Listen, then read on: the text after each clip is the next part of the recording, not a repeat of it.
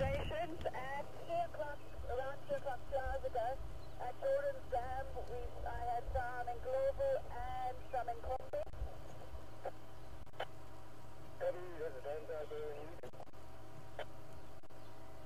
Go again, repeat. Copy.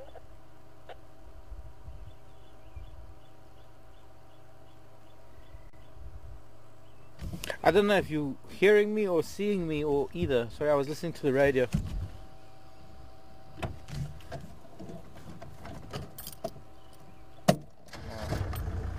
I'm going to have to move. Of course, we have to be in a place like Treehouse Dam where I can't hear Tara. So, I don't know if I open it. Well, let's see what happens when we get to where we're going. Where we're going? I don't know. You tell me. First email in with, although I'd like to go to Buffelshoek Dam.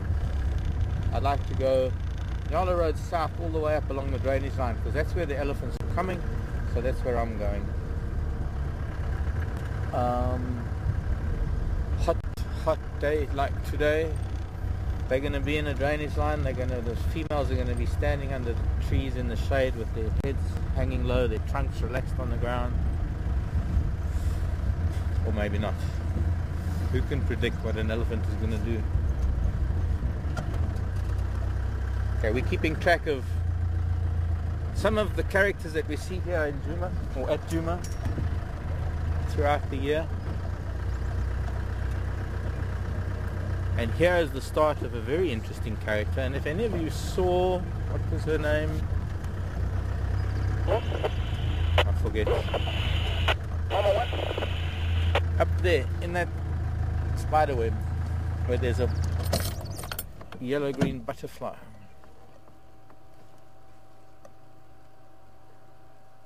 Can't see where we're filming, but anyways, are you? Yeah, it's just really hard. I know, this time of the day with this brightness and things. Are you wanting the web or the butterfly? No, I want the spiders. Butterfly's gone. You won't. Although I challenge you, Becky, to follow a butterfly. No thanks. That I think would have to be the challenge for any camera person, is to follow a butterfly in flight. No computer digital enhancements and things. If we do it live, then we can prove we're not. Anyways, there are some butterflies fluttering around. I think what they're doing, by the looks of things, is laying their eggs on the undersides of leaves because they are landing only on leaves for a brief second. And this is a Balanites. Or is it? Yes, it is.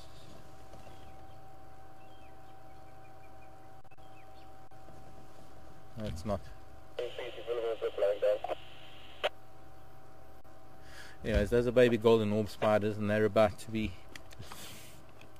if this is they, it's a bit too close for me to. Can you see any movement in those little ones? I'm gonna have to have a look, because I noticed one the other day, and it looked like it was all the spiderlings, but in actual fact they'd all shed their skin and flown away.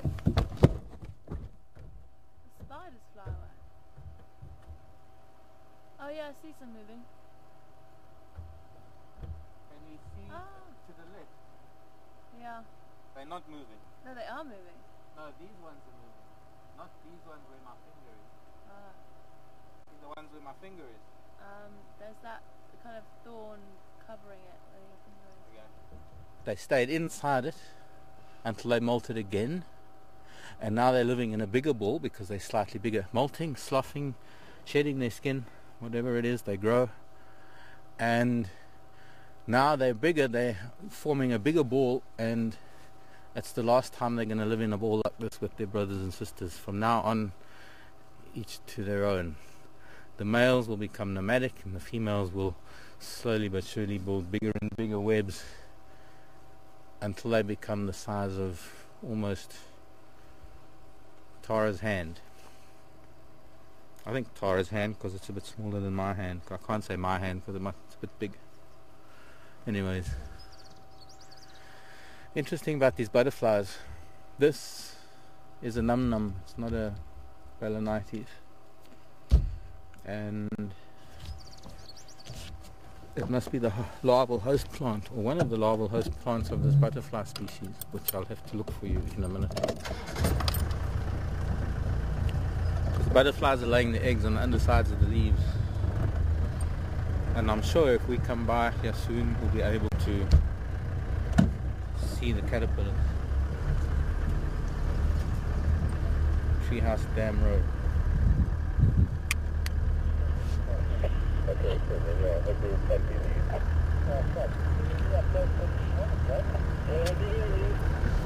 radio's still busy. See, it's a Saturday afternoon. What can I say? It's summer. A lot of the landowners are here. A lot of people are here. Some exciting guests at the lodge.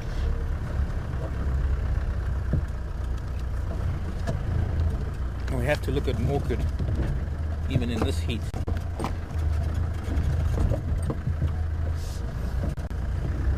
Good. Josie Jones wants to know if what?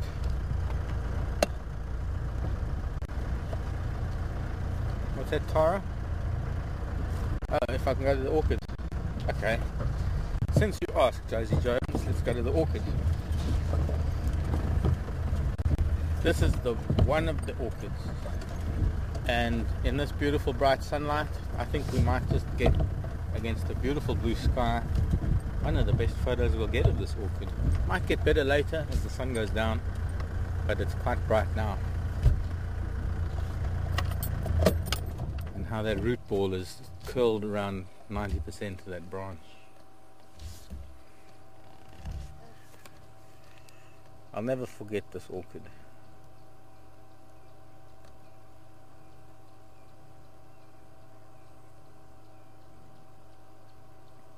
Now the idea is to look for brown patches, or beige, or no, not beige, brown, maroon, burgundy kind of color patches on the petals of the orchid.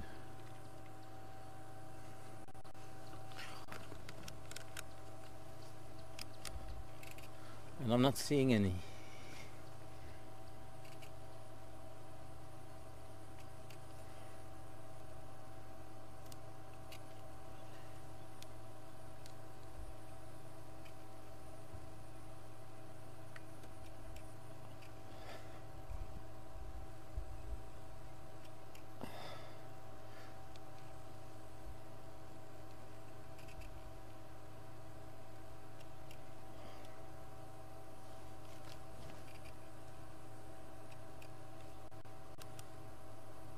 Camera. Little purple patches.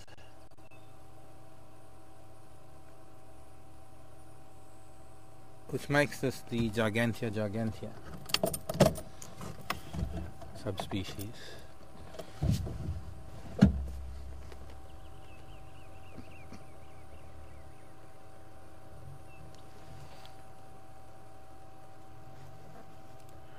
Literally just off the cut line, so yeah, good. Okay, excellent. I'll join in now. Thank you. Sorry, I think to make it clear, I'm not there anymore. I left there about 50 minutes ago. Mark, you? Afternoon, Graham. You doing anything there? I'm filming an orchid. Okay.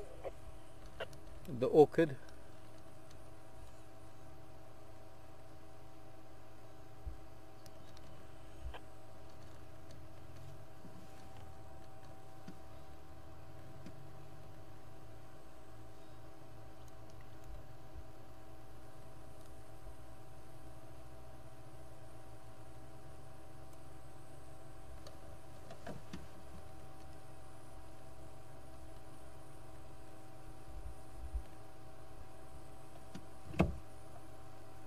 Okay, let's just disappear.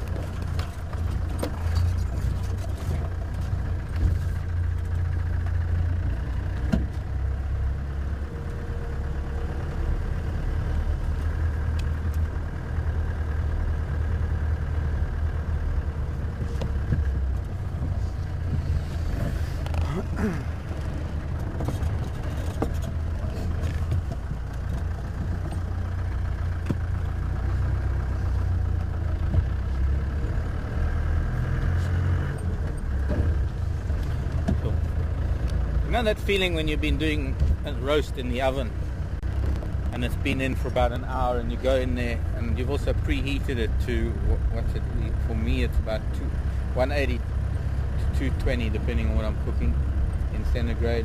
Occasionally it's on really, really high, depends on what I want to grill. But what's that, about 280 in Fahrenheit or something? Anyways, you know that feeling after you've got something in the oven and you open the oven door and you get blasted by hot air? That is the feeling we're having just driving through the bush this afternoon. Hot air. And because of it, there's not very much that is active. A few birds calling. Cicadas, of course, are loving it. Their time to sing.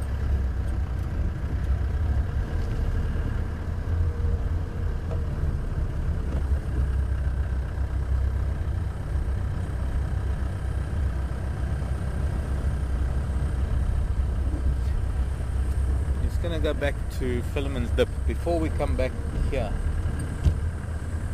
because when we came through Philemon's Dip on my way to Treehouse, I had this big plan. We were going to open up a treehouse, and I don't know if we managed that. And on the way there were 2 hyena lying in the water at Philemon's Dip.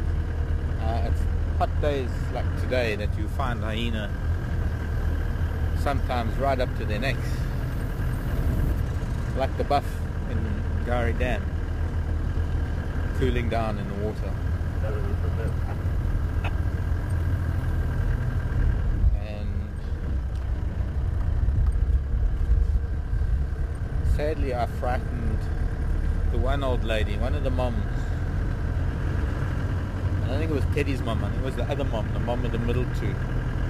Because she was right next to the road, and I was talking about the grading and the road work.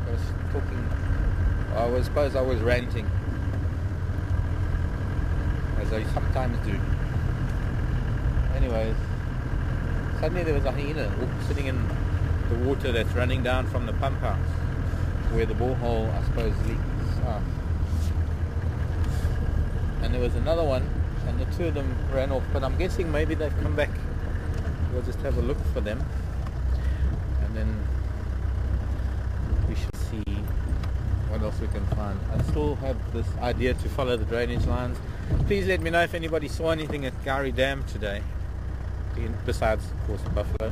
I know there might have been buffalo. Okay, but there's a bird where the hyena was lying. It's got a black head. Oh, actually there are 2 birds there, and at the moment it's just in the dip. Maybe just its head showing.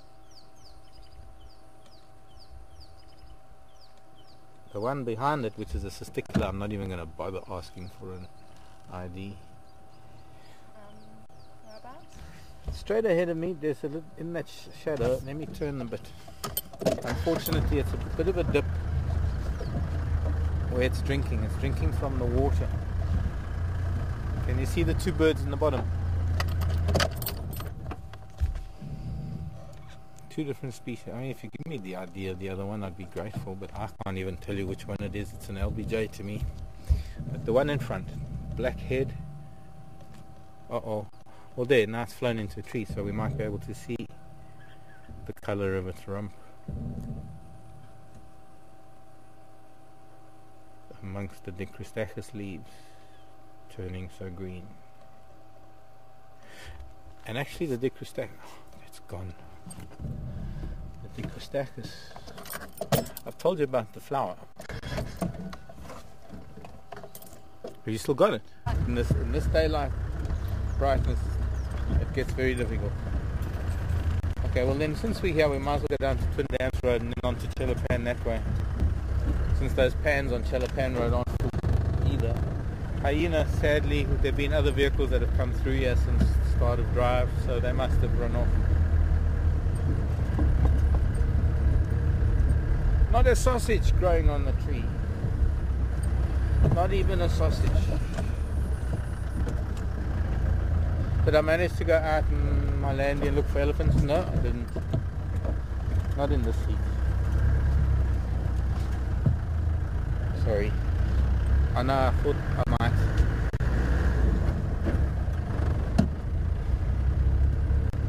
But I got sidetracked to something else.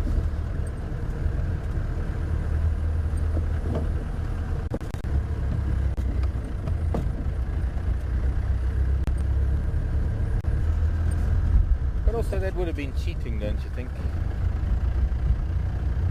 Isn't it all about going out there and finding it and not going there because you know where it is? I mean, then it might as well be a zoo. We might as well just go, okay, here's the leopard, tick it off the list, and then we'll drive to the lion, tick it off the list, and we're going to have these little signs here in the bushveld that say, here resides the lion, and just behind the sign, lying in the sand under a tree, you've got this lion, and as soon as the tourists arrive, the lion goes, "Row," makes the sound, pulls down an antelope, eats it, you know, it does all the lion things. Every time a vehicle goes by, it does its bit. I'd rather have it this way, where we drive through the bush. We don't know what's going to pounce out of the bush at us at any moment. Could be a lion lying under a bush watching us right now, and we would never know. Even if I took my sunglasses off, we probably wouldn't know. But it is bright. It's quite the glare. So we're going to the drainage line. We're going down where it's cooler. This is the top of the rise. We go down into the drainage line where we might see the odd bird. We might see some nyala. We might see some squirrels even. I might even find a flower. Or a beetle. Or something bigger.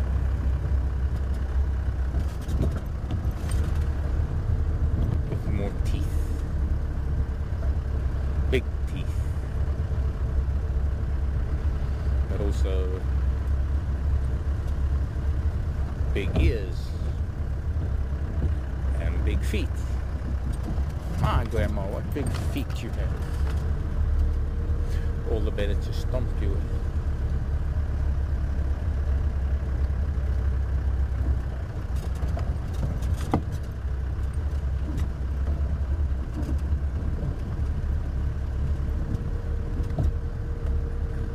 You know what they say, mad dog's an Englishman. Well, I'm not an Englishman. And the midday heat must get to the brain somehow, perhaps.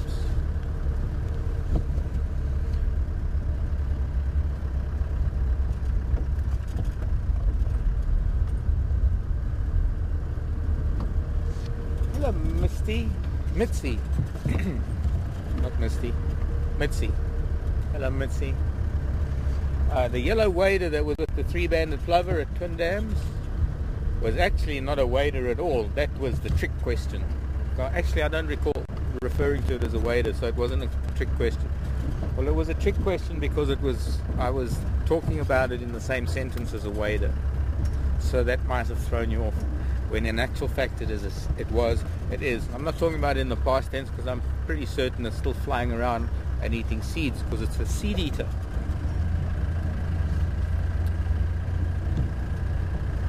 And yeah, there's a bit more shade. I can take those things off. Now we're down on Twin Dams Road. It feels more alive. There are more cicadas. Is it cicadas or cicadas? Let's not go there. But more shade.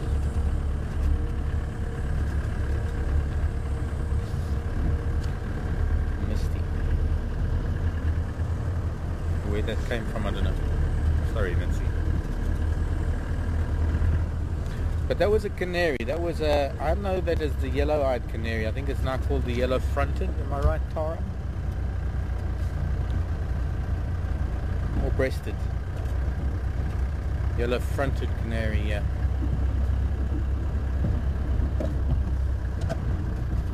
Okay. Breasted francolin running off the road. See, there's at least signs of life down here, lower down in what we call the drainage line. And if you could see the topography of where we drive, or if you could get hold of it, I mean, we have the the map that we send you, you might be able to get from that map, you might be able to toggle it with almost a what's it called? Contour lines, contour map, to see the height elevations and things, and it'll show you, like now we're going down into a drainage line even a little bit deeper than that of the Twin Dams drainage line. That's because we're now going into the junction of the Twin Dams drainage line, which is essentially the Mulwati coming from Gowrie Dam to Twin Dams, and where the drainage line comes in from, where would that be? Treehouse Dam and Philemon's Cut line combined. So the water that flows in those two drainage lines joins up into, oh no, just this one. No, don't join up. This one first, and then the next one is just before Twin Dams, on the other side of Elephant Skull. That's the one that comes from Treehouse Dam.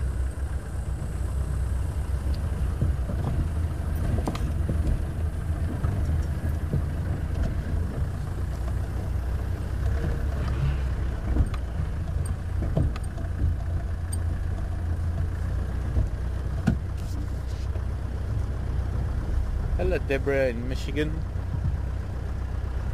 A question I've attempted to answer before, and perhaps not spent enough time looking into further information on the subject since the last time I perhaps had to cover the subject. But hi Deborah, interesting. Something that we could all look at, actually. Something that I believe needs a lot more objective an outlook. Do giraffe and impala and, well, basically do the animals see in color? Whoa, wasp taking my head off.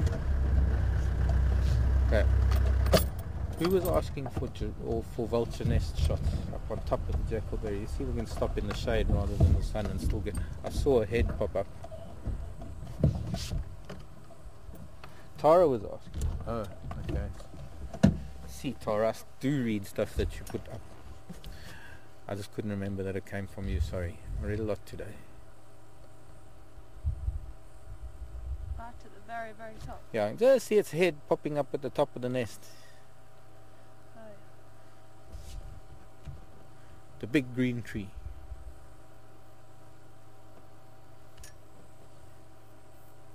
You see anything?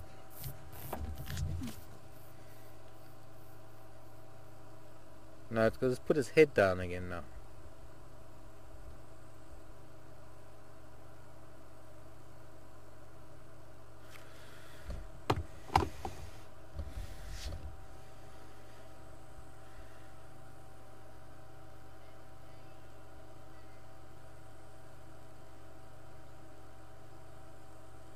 It's okay, but is that all that Ed's asking?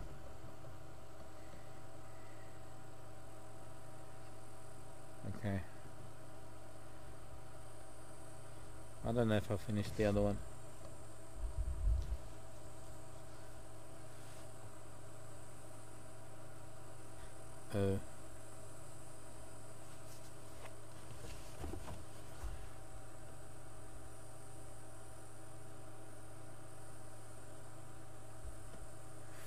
As soon as we stopped, I saw a little head popping up, and I'm sure that that's the youngster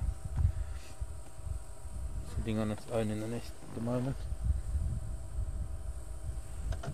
Okay, I've been sidetracked, so I've lost my train of thought completely now. Oops!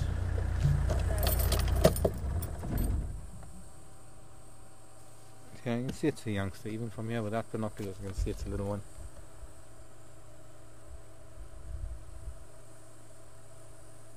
I think, yeah.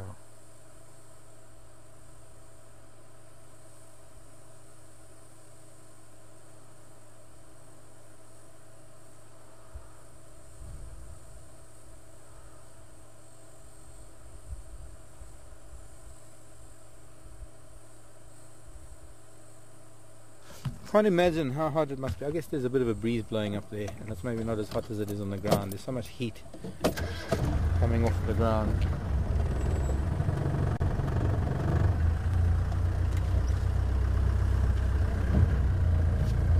completely lost where I was. I know I was talking about the drainage lines coming into the Milwaukee. And yeah, and then Ed asked, which was quite appropriate, Ed was asking whether they flow all year round. Ed, if we have only, well, I guess to answer your question, no. They only flow for maybe a couple of days a year. And that's after very, very heavy rains around December, January, February maybe only. It could happen now. If we started getting heavy rains now in a week's time after 100 and something millimeters, when the ground is saturated, there's a possibility to get them running. It would have to fill the dams first, though, more than anything.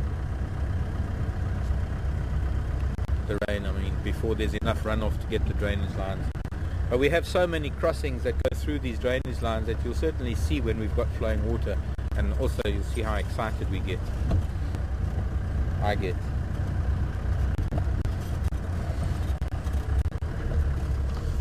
Now, there was another lily growing somewhere here.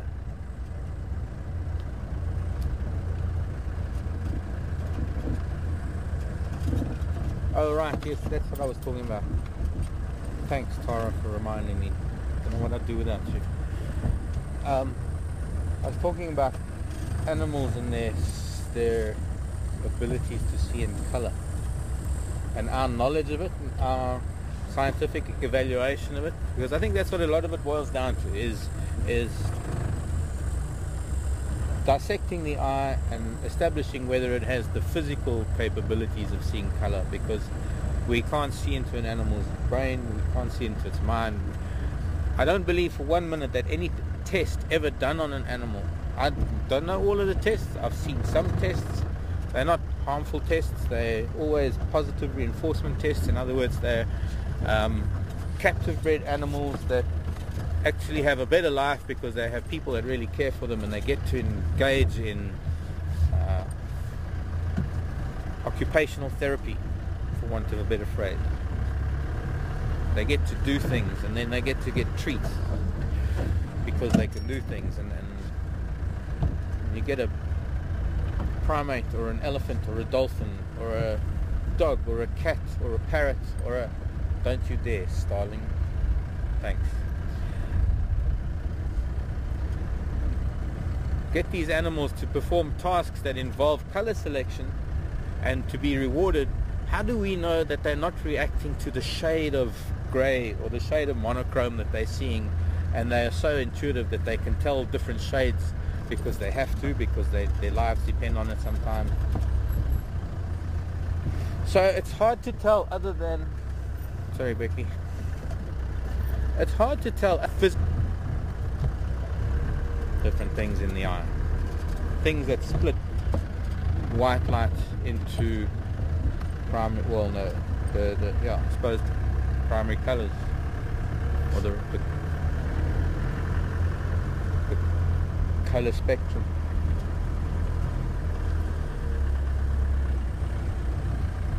I mean, what do we really know of colour? Colour is essentially that which is reflecting light in that wavelength back at our brain, and that is what our brain is interpreting it as. In other words, the green leaves that we're seeing are reflecting only the color green. No, alright, I'm not a scientist, so I can't explain it as great as I don't know who it was, but how some people explain it, that make it make sense. The way I was making it, the sound didn't quite come out right. But if rods and cones and certain other aspects of the eye are the things that determine whether one sees colour or not, I think we would revise the list. For one thing I know, one thing I can tell you, and one thing that has been proven through the observation of scientists, or rather ethologists, no? What's the word?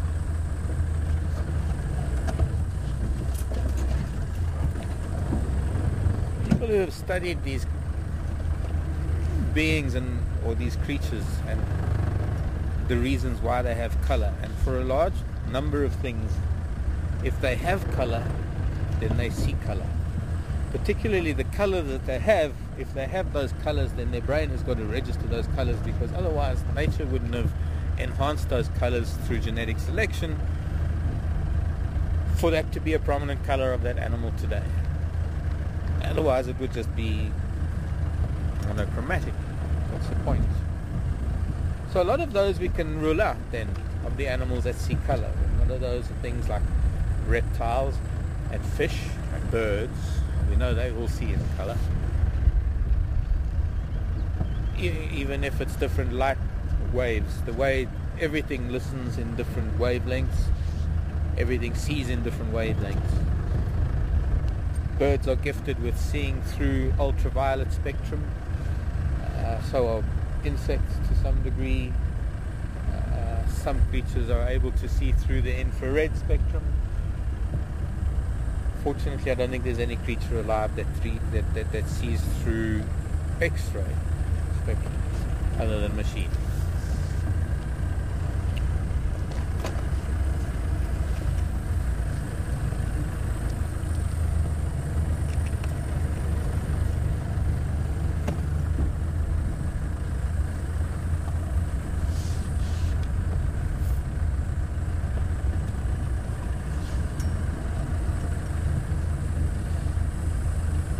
And that was Donna. And Colleen. Oh. And Sarah. Hello, Colleen. Colleen. Information. But I actually saw something about that on, I think it was Facebook. Meant to mention it. I meant to do a lot of things like postcards and a card that I've had in my book box for the whole week, and I've even been speaking to you, Lynn, and I've forgotten to bring it out. Anyways, Colleen and Sarah just reminding me that there was a blog put out from down south, a place called Londolozi, where the Tsalalas had an encounter that has resulted in another female in the Tsalala pride losing her tail to hyena. It seems to run in the family down there. Tailless lionesses. What next? Going to be fashion soon.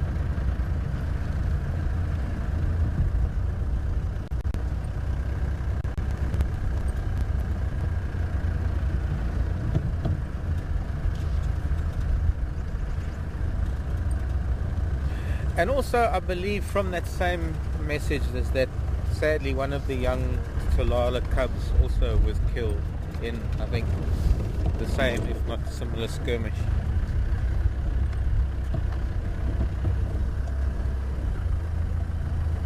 Hello, Miss Mac. Yeah, the Del Monte Christian School. The first graders. Hello, everybody. Welcome back.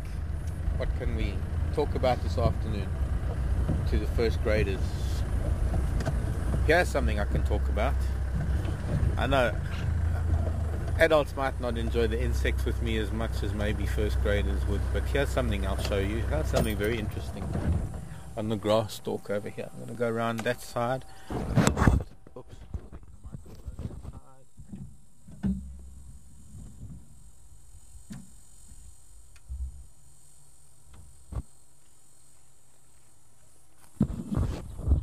Okay, I hope you can hear me. It's not going any further, so we'll have to. Praying mantis egg case. Okay, now that I've had a look at it, I can actually go back to the other side.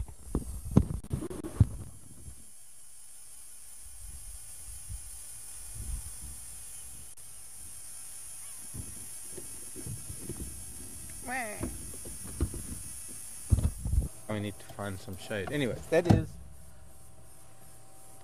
the reason why I had to go and look closer, was because I had to see how old it was, and because there are a lot of holes in it, that tells me that it's not only hatched a long time ago, but over time things have been trying to get into it, because ordinarily it would, well, it's old and it's corroded a little bit, but I just need to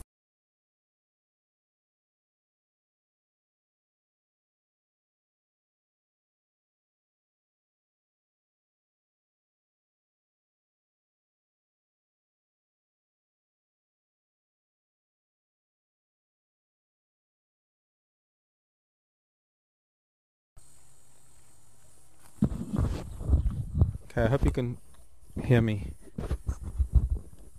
It's not going any further, so we'll have to... Hope you can hear me, but this...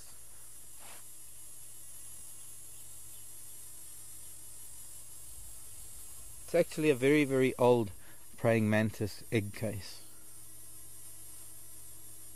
Okay, now that I've had a look at it, I can actually go back to the other side.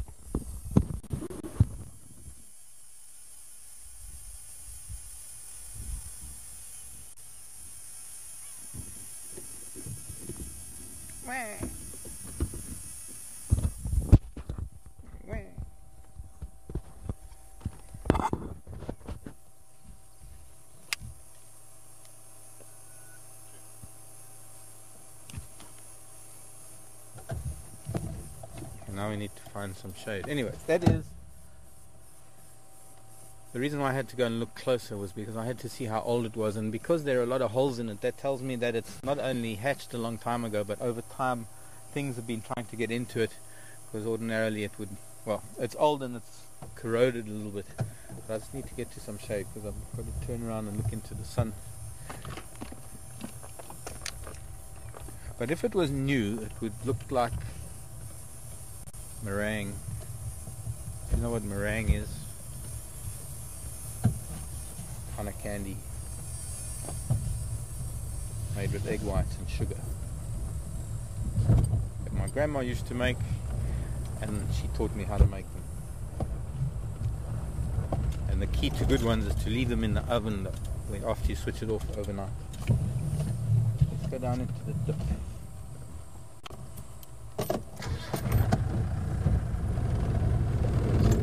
Find where these elephants went. They didn't come this way by the looks of things. These are the elephant digging holes when there was still water here, but the water table has dropped so much now that there actually isn't water here anymore. Well, the elephants would have to come and dig, and they might have to dig a little bit deeper than they used to dig. But so inside that little egg case were hundreds of, or maybe not 100, maybe only about 100, or maybe only about 50 baby praying mantises. And when the female lays the eggs, it comes out like a foam, and then that foam actually protects all the little chambers that hold the eggs in the growing baby praying mantises, and then they all hatch out together, and they stick around for a little while until they know what their world is all about, and then they all go their own ways. So this is where I was hoping to find signs of those big pachyderms. There are a few elephant tracks there.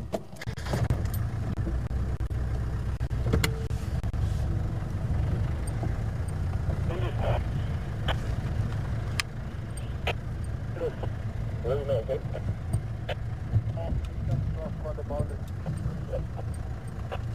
wonder if there's water here.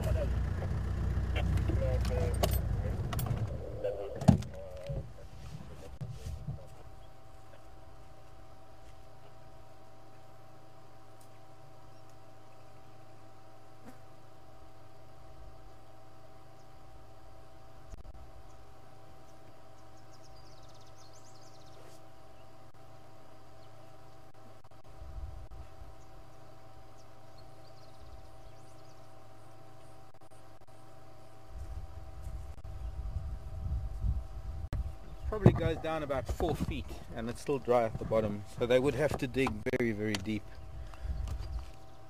That only the females would be able to get water out, and I've seen it where they've been like that, and eventually the youngsters excavate almost like a cavern, like a cave, so that they can get into it.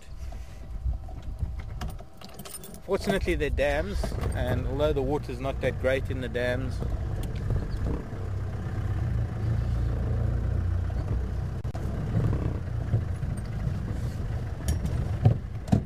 probably is good enough for them at the moment.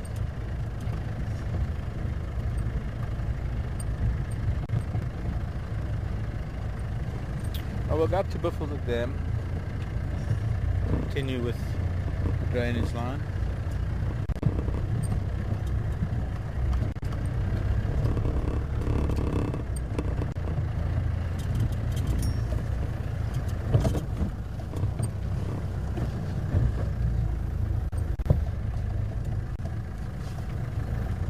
Unless they were going up towards Sure. Any station found sign of Globe this afternoon?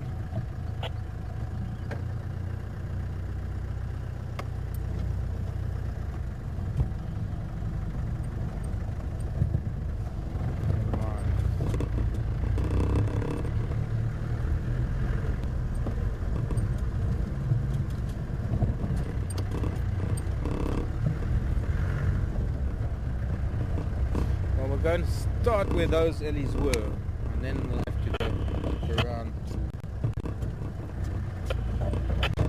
maybe Gowrie Cut Line, because then they may be even going up to Gowrie Dam if they weren't there earlier. It's sure a sign of a very, very hot day today when they were in the water already at 8 o'clock.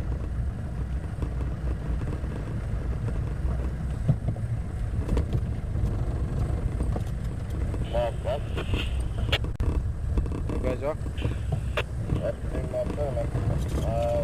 What's left now? Another road north.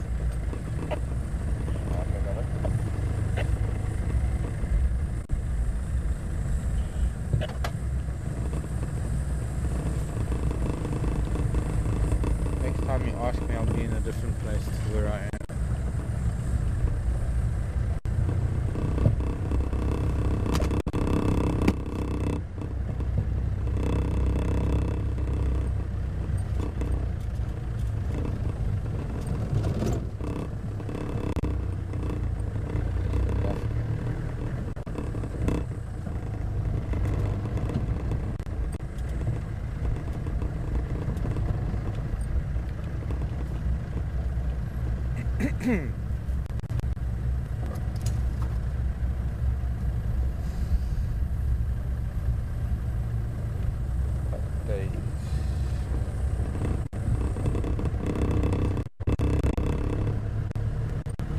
I will have this every day of my life rather than even the mildest of cold of winter.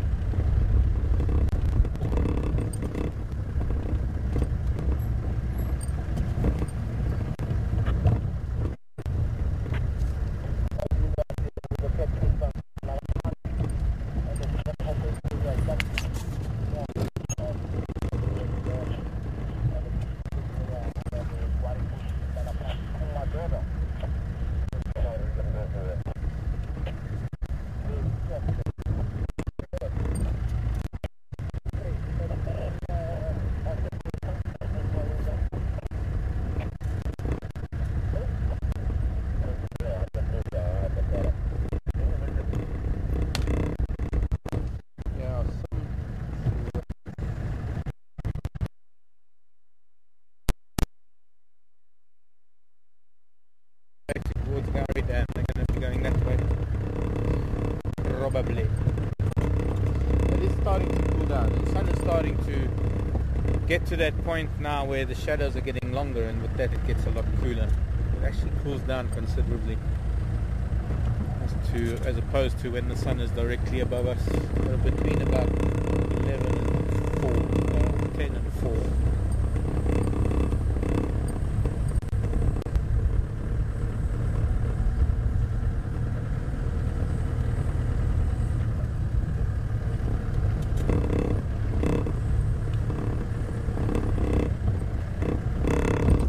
It doesn't surprise me that we haven't seen much moving yet. Maybe building up to something exciting a little bit later on. So stay with us. Tara's NFC. If you want to send any questions to me via her or her,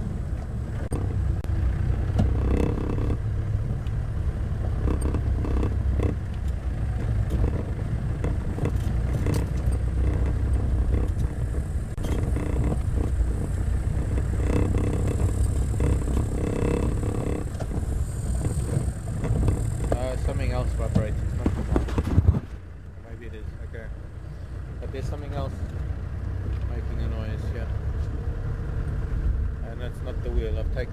parts off that was rubbing, that was making that. Okay, sorry, right, microphone was a little bit loose. Roger, I'm not too sure what I was talking. Now you see, you've got me. Bug that likes hot water. Now you see, there's another knock underneath the seat, underneath the floorboards here, and that is like, I don't know, coming loose every now and then. Bug that likes hot water. No,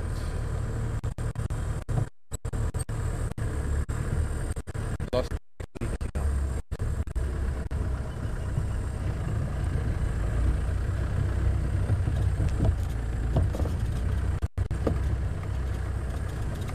Oh, there's the...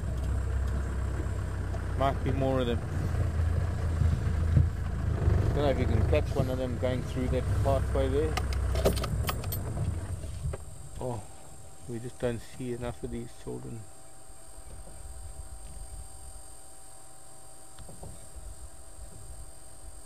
Because, I don't know, they're just so shy, and I don't know why.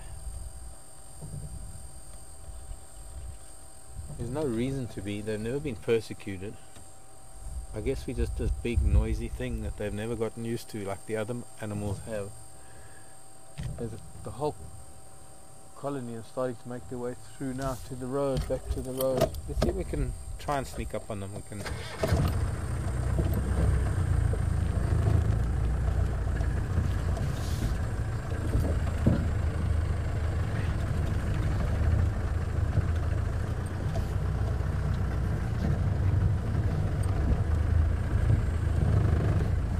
Hello, Donna in New Jersey. They go across the news. They're going to go across the road there. Across the road. So far, about 8 of them. 9.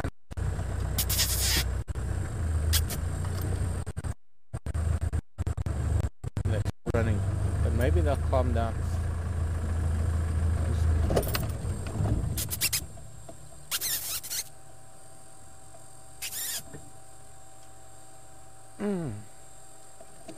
There's even that one at the back that stayed behind.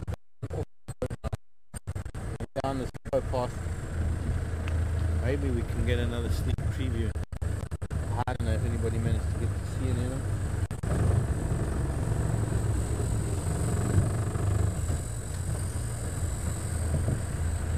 In some places they become so accustomed to humans that they're almost like little scavengers. They hang around camps, and of course because they hang around camps, people eventually start feeding them, and the more that happens, the bolder they get, and the more one gets to see them. Here,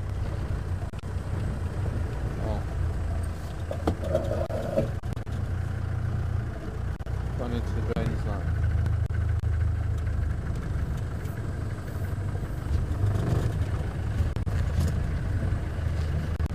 Donna was asking if anybody's ever had to slam on brakes for an animal darting in front of the vehicle. Yeah, I had to do that my last drive, like a couple of days ago, Donna.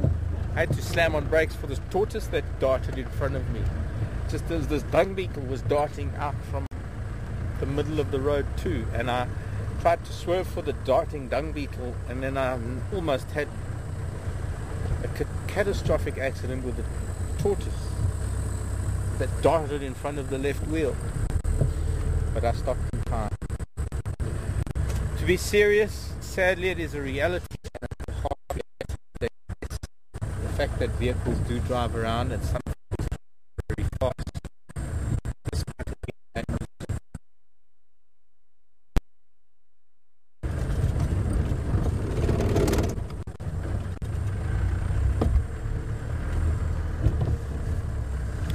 Breaking up again. No, wait.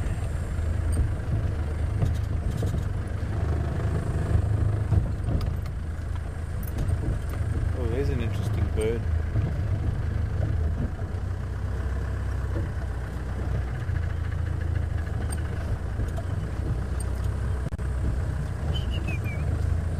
We're still breaking up on my car.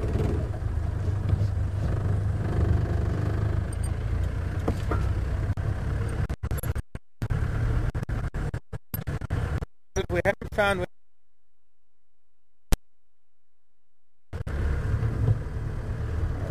golly gosh. Golly gosh. Back again. Where'd that bird go? Gone.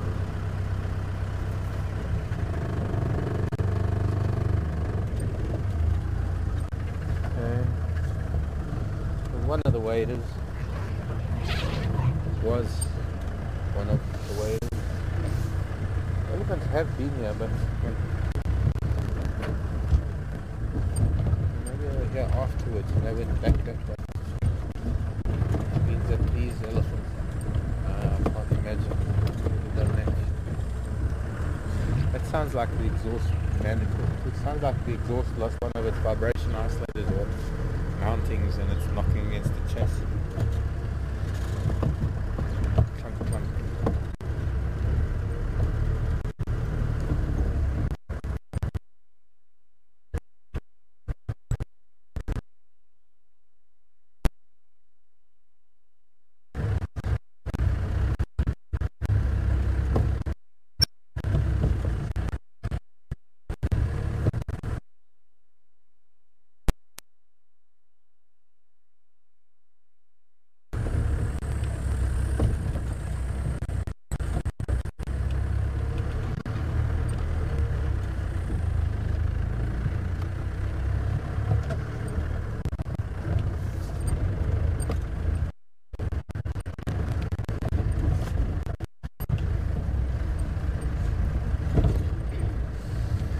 The lovely smell of elephants. Can't find where the elephants have gone. We can start where they've been and make a loop around this way. Is that a serpent? No.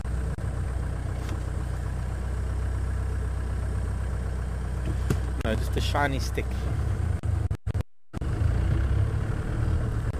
Some people have never seen or touched a snake. It's not slimy or cold for that matter. In fact, a snake this afternoon would feel positively warm. Wow, been a big elephant. However, they do have the very, very glossy scales. They do have a very nice shine to them.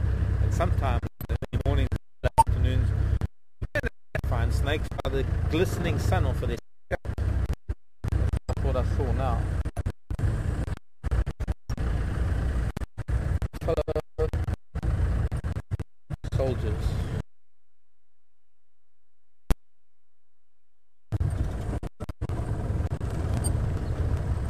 Breakers.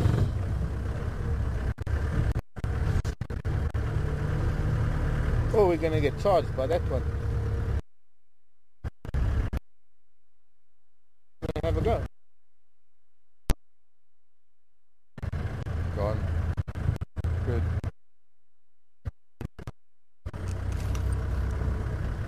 Excuse me, old man. It looks really...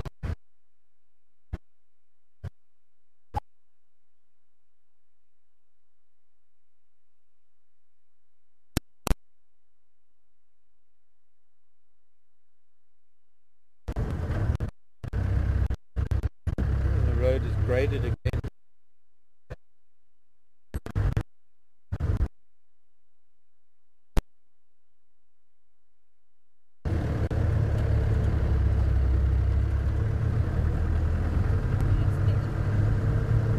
I don't know.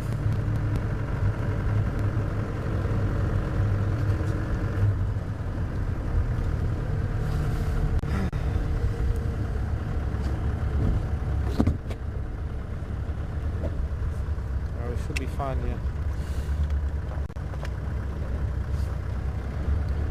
So there were a couple of buffalo, but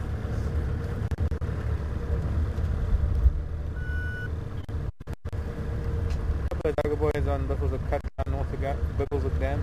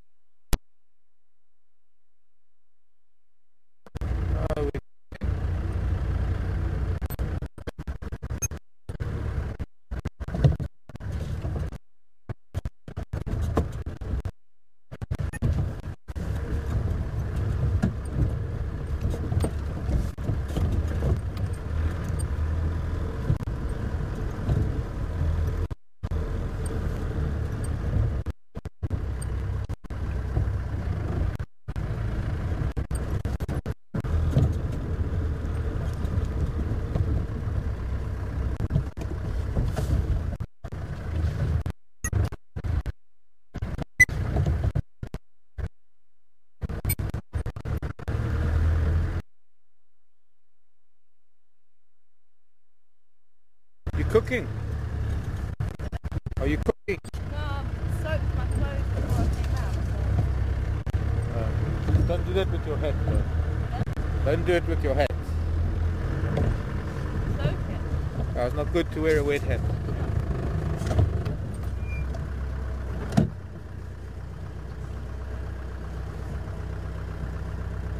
How are we looking?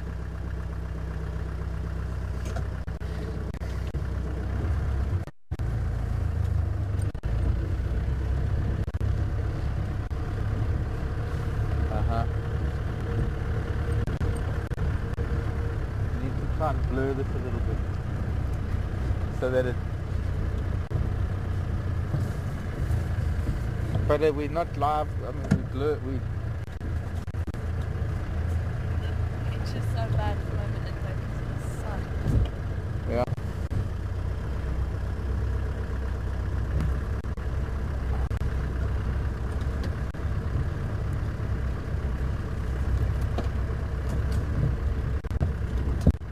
It's fighting to drive into the shade to fight it now. Anybody see what I've got in my hand?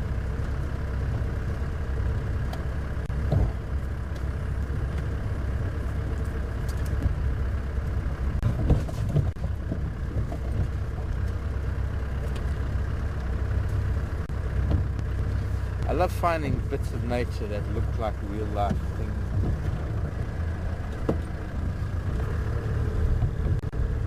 Okay. We're going into Gary Cutline now. In fact, I'm not going to go through the drainage line. I'll go back to the Cutline for this. Such a bad road.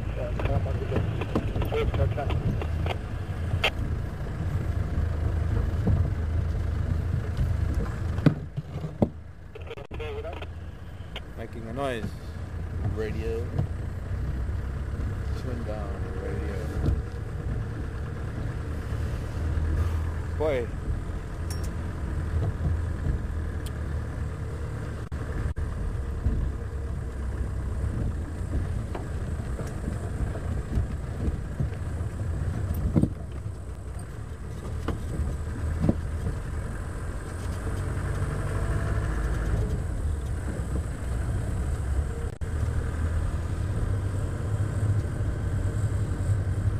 Okay, we're going to break up again now, and then we might have a bit of a bad signal going through Gary Cutline. So I'm going to stay still, Snake.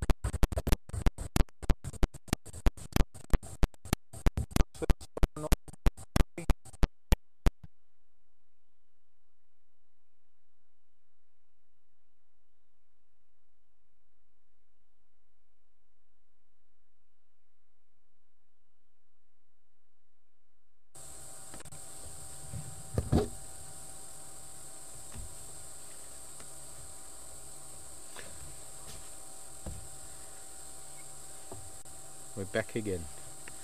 So, have you got that child on camera? Good show. The lower one. Yeah. Thing is that two of them were sitting. This is your Don's drainage line, so he could be down there. They weren't shouting or anything, just they were sitting there looking. So I don't have it on my list. I might have had it before, but I don't know because I didn't tick it off then. I'm ticking it off now in the height of optimism that somebody's going to send an email to Tara and say it is a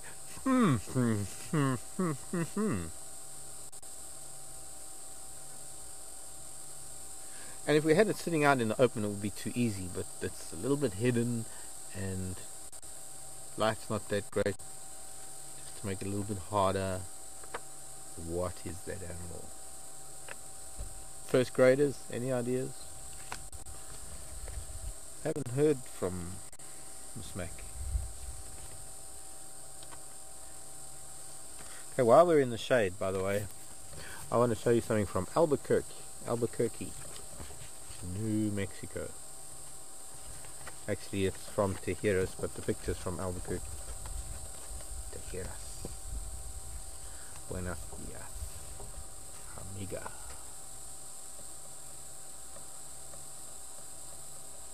The box. Set of predictable wind patterns that happen there can be exploited to navigate the balloons. Higher elevations tend to be northerly, while lower elevations are normally southerly, and the balloonists use this theory to navigate their balloons in a box-like shape, staying in the area to show off their wild and wonderful creations to the enthusiastic fans. Albuquerque, New Mexico. Thanks, Jody. Really pretty. I had no idea they could do this with balloons. Oops, that's on the microphone. I mean, what's that? That's like the national what is that? That's national.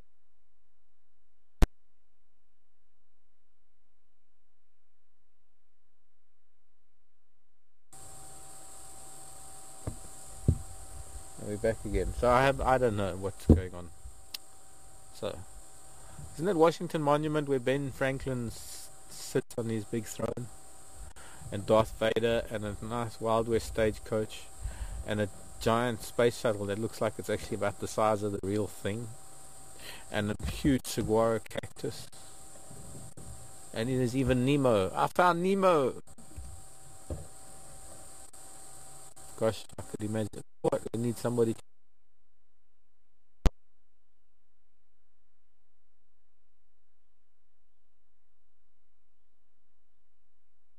but I don't know, some could be cable, because the cable could be here.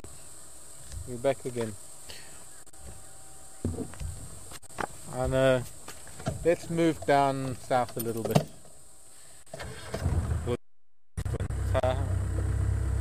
I hope some of what I said about Jodie's postcard.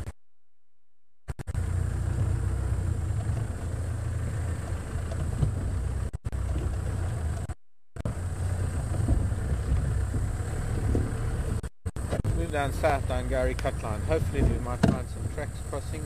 Who knows? Maybe they're still in this drainage line. Oh, but sorry children, say goodbye. They were looking at me, expecting me to wave goodbye and say something, and I just ignored them and drove on. To give you an idea, this postcard was sent on of October. It arrived in my post box.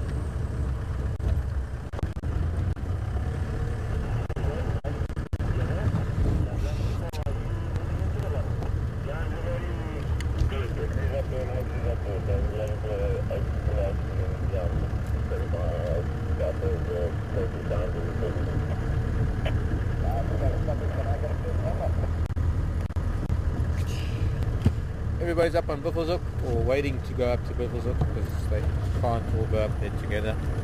I guess the cats must be up there. Sills and Timbers.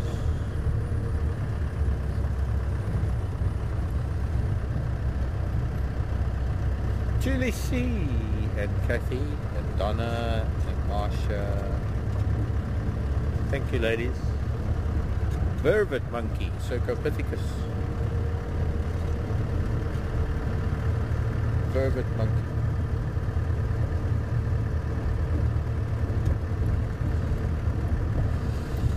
And no more breaking up. I suppose it was silly of me to stop on that junction in the first place. Should have known we wouldn't have had good signal there. I just thought that maybe stopping it might help, but even standing dead still, the microwave signal somehow is there 1 second and not the other, another. Oh, there's a, not the blue starling, but the other one that's gone around the back of the. We've been having fun trying to ID these birds, and hopefully it'll come out wherever you are. But, well, there's that one with his mouth open, but I don't know. I don't know. I've already said it's a starling, so I don't know. It might not count. There was one that's curled around to the back of the tree trunk and is hiding away. So I guess bye bye starling. Greater blue-eared. No, we won't get the other one. So I hope you were with me for most of Jodie's postcard in New Mexico. And another one that I was saying that Jodie, yours was sent by the USPS on the 5th of October. It arrived here. When was I in town? I went to fetch things the other day. I went to Acorn a couple of days ago. Midweek. So call it a month it took for Jodie's postcard to get here from New Mexico. Then from Georgia, scenic Georgia, on the top of Amicalola Falls, reached by Highway 183 and 152, 16 miles northwest of Dawsonville, one of Georgia's 7 natural wonders. It is beautiful. And I saw something similar, it's nearly the same on the Mackenzie River in Oregon, but not quite as intense. That looks a lot wilder and bigger than what I was seeing on the Mackenzie River in, come back here, snake, in Oregon. Anyways, that's from Deborah. Thank you, Deborah, in Georgia.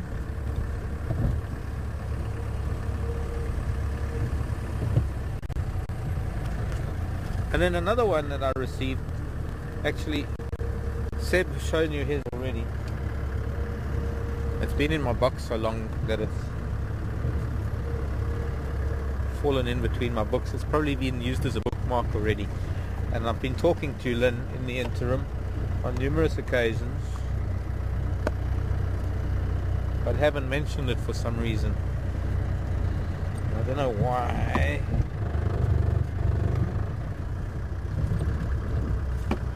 Right now, I don't know where.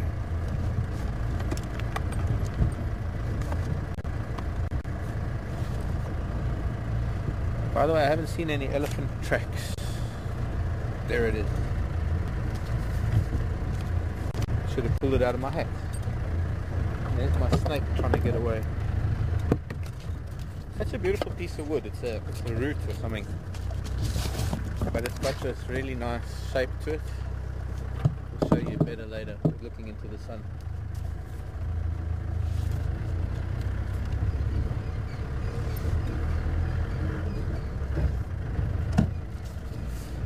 What else to do but talk about other things? The animals aren't playing ball this afternoon. We're going to Gari Dam in case there's something special here, animal wise. Otherwise, there's something very special in my hand. Thanks, Lynn. I have to tell you, I'm sorry that we didn't mention this earlier. Seth should have mentioned it the day I gave him his, because he showed you his letter, and all three of them arrived together, and it's quite remarkable because Becky, you were saying you received something recently that was sent last year Christmas. 2 weeks ago. 2 weeks ago, sent last year Christmas. You could send 5 envelopes from the same post office on the same day, and they could get you one a month for 5 months. So it's quite remarkable that Lynn sent three letters from Canada, Toronto, and all 3 arrived here at the same time. We've just been tardy in bringing them out to show you.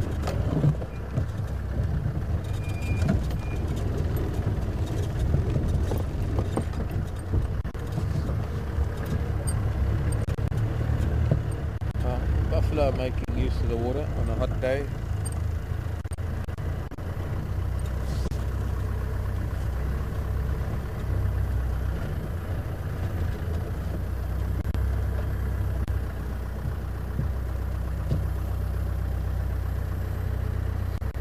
Oh, I didn't even think of that, Miss Mac. Gosh. Thanks for reminding me that it's Saturday. And hello, Buffalo. We're going to go the other side of the water, because then we're not blinded by the sun, because we've got the sun in the sky and we've got about 100 suns reflecting at us in the water. So it's cooking 100 times more. It's going to move to the other side of the dam, and then we'll be able to look at all these animals. Who's here? There's a terrapin going back into the water.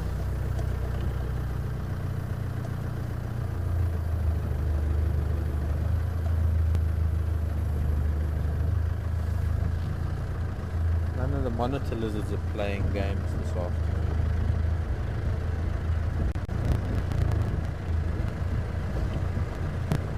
There's one.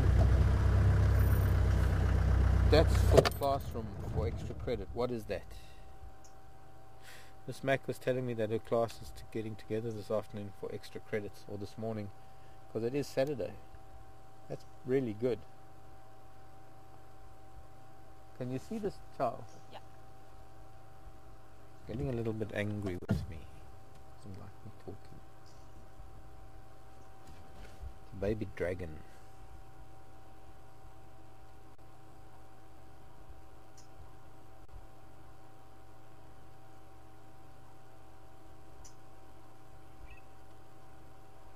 Anyway, it's still only a baby, but it's already about 2 feet long. Very pretty face.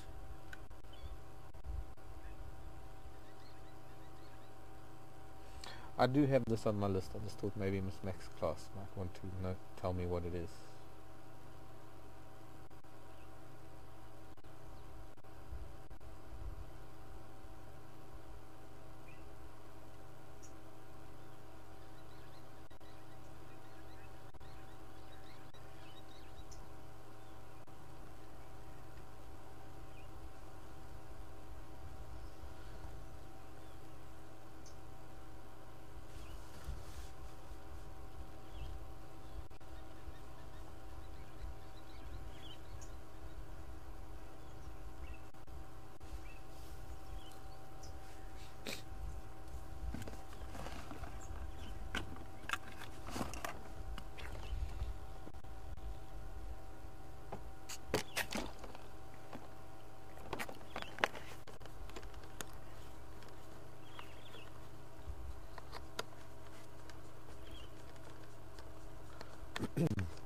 Now you can see it's got a very long tail, and this tail is flattened in a way that it helps this animal when it's swimming.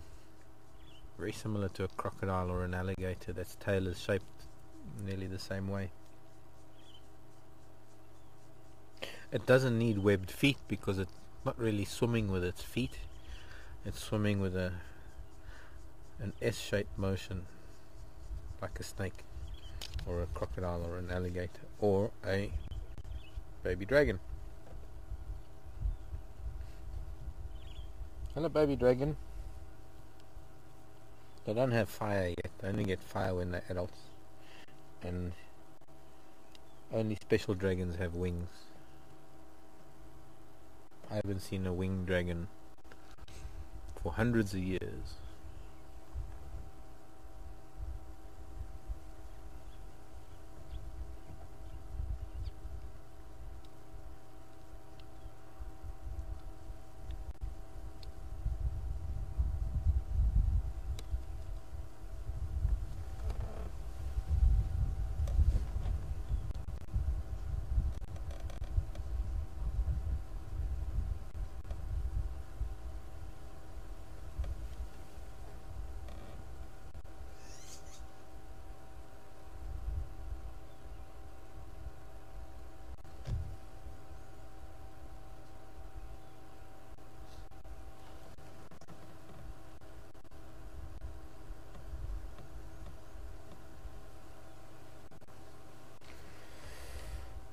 Okay, let's see what else we can find.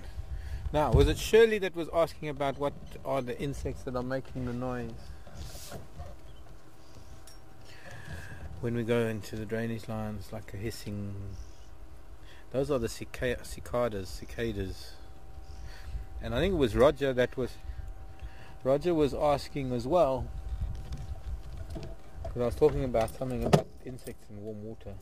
And I think what I was saying was that the cousins of the cicadas, which are the cuckoo spittlebugs and other spittlebugs that suck the sap from plants, they have this protective foam that they make as a byproduct of the sap that they take out of the plants, and they make it like it looks like spittle, it looks like foam. And they cover their bodies with it, and it helps protect them against birds and other predators, and it helps protect them against the heat. And on hot days, those bubbles condense and it forms water, and it starts dripping, and that's why some of those trees that those insects feed on are called either rain trees or weeping trees. Not to be confused with other weeping trees that weep because they have lots of nectar, and they have so much nectar that the petals on the flowers can't hold all the nectar in, so they weep, and they are also called weeping trees, and that's like the weeping woorbeene. Stop fighting, drongos. There's enough space for everybody.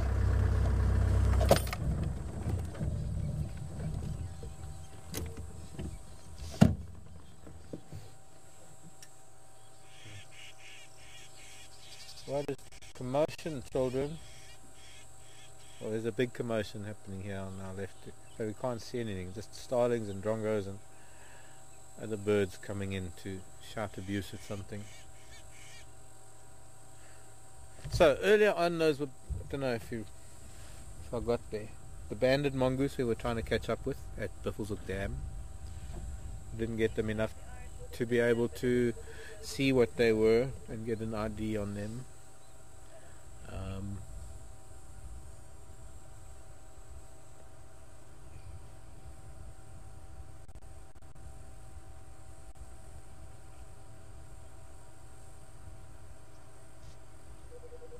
All these buffalo bulls. One hippo. Not seeing any special birds that we can ID. Oh wait, there's something for the classroom. Let me try and go forward. It's going to be a really strange angle for the camera, but hopefully it'll be there. Apart from just in front of the Stichosaurus. Stichosaurus has been hiding all summer. It's gone back into the water. Not the Stichosaurus, it was Terrapin sunning itself. Well, no, shading itself, because there's no sun, it's only shade now.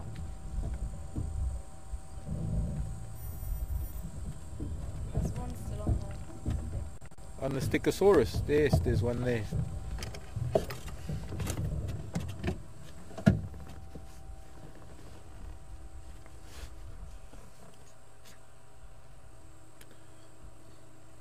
Terrapin.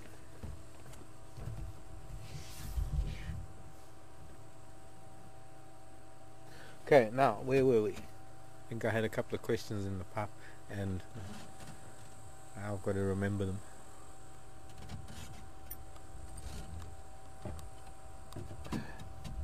The NAR monitors.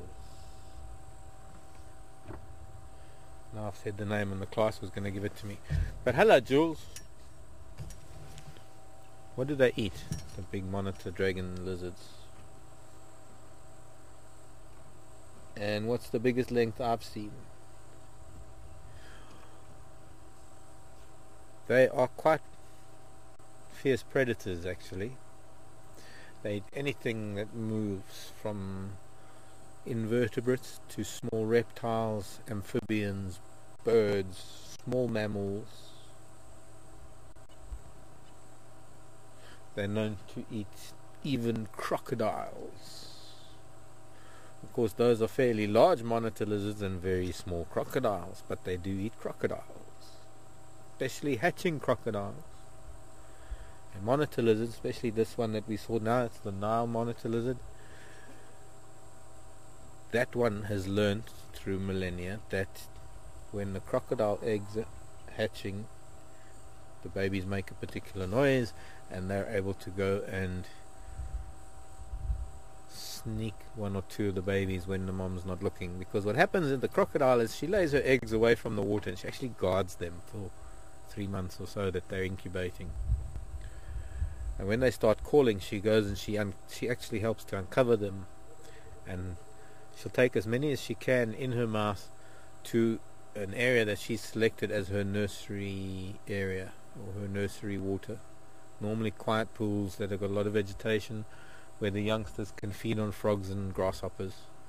And it's at that time, when in between her taking one batch of hatchlings down to the water and coming back for the next, that things like crocodiles and herons and storks and eagles and one or two other things get in to the nest and eat the baby crocodiles. The biggest I've seen is probably about 4 or 5 feet. Nile monitor. The white-throated monitor, the one we see away from the water, only grow to about 3 or 4 feet. But the Nile monitor can get up to 5 or 6 feet, I think. Not as big as the Komodo dragons, their cousins. The other dragons, the big one, those are big dragons. Those dragons can kill buffalo. Water buffalo, not African buffalo. Asian water buffalo. In the background you can hear a rainbird. No. Got to remember when I park at the dam not to park in sight of the camera. Hope I wasn't picking my nose or anything. Were you?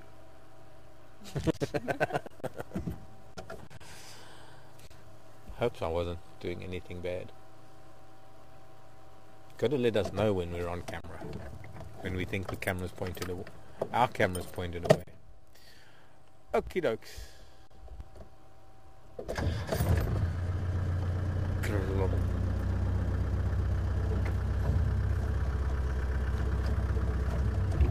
Where shall we go?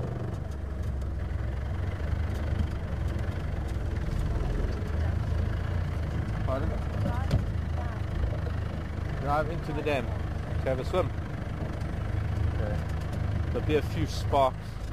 Might electrocute a few buffalo and a hippo and ourselves. Explosive. But I don't think it will kill us, because then everything will blow before it gets too severe. Ooh, CV joints sounding lovely.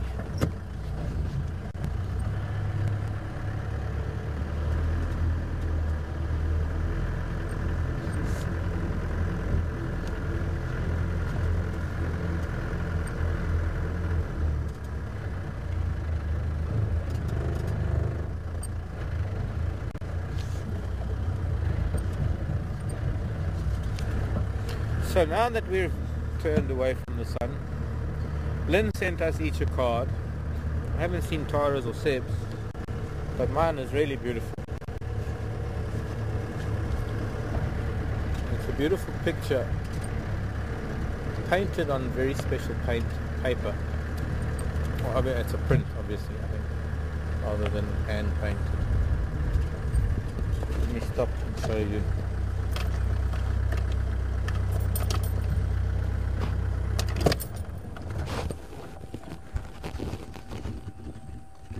I'm going to stand up there.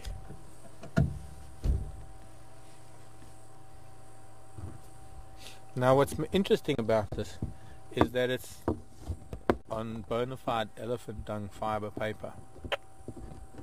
It's called scarab paper. Thanks, Lynn. Gee, very strong smell.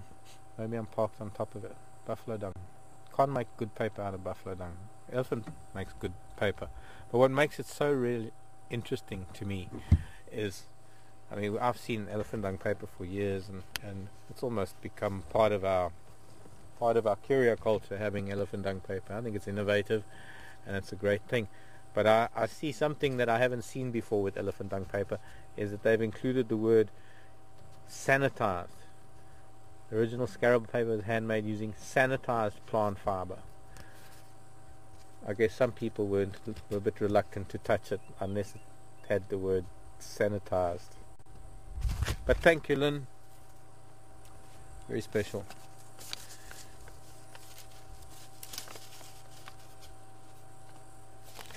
And that was sent on the 20th of October, and it got here at the same time as something that was sent on the 5th of October. Of course, things might sit in my inbox. Yes, in my inbox as well. Doesn't matter whether it's email or snail mail. It can sit in my inbox for a little while.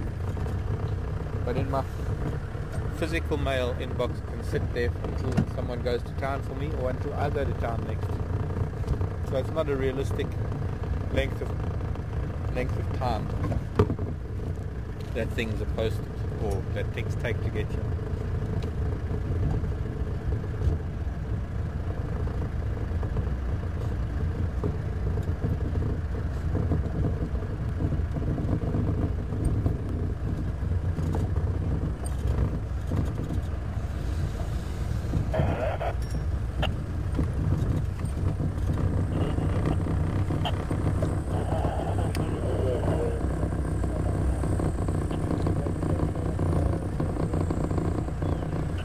Radios are so bad at the moment. Maybe it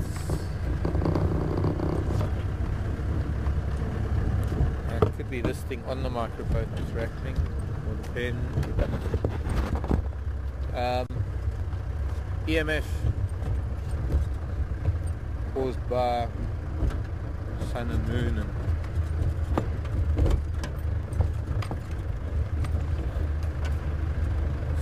snake won't keep still.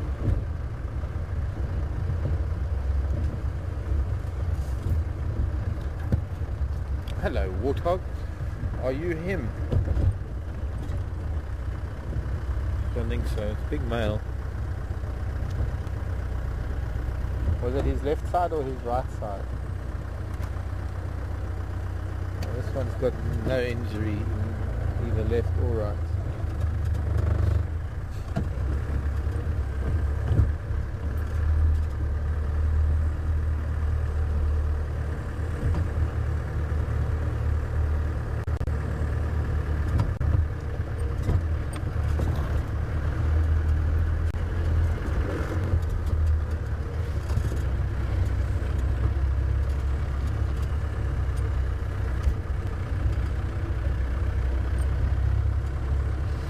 Hello, Julie C.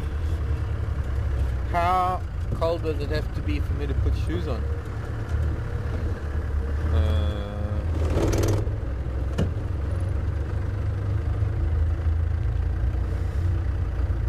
I don't know in temperatures, but cold, for me, cold when I've got to put 3 or 4 layers of t-shirts, long sleeve t-shirts on.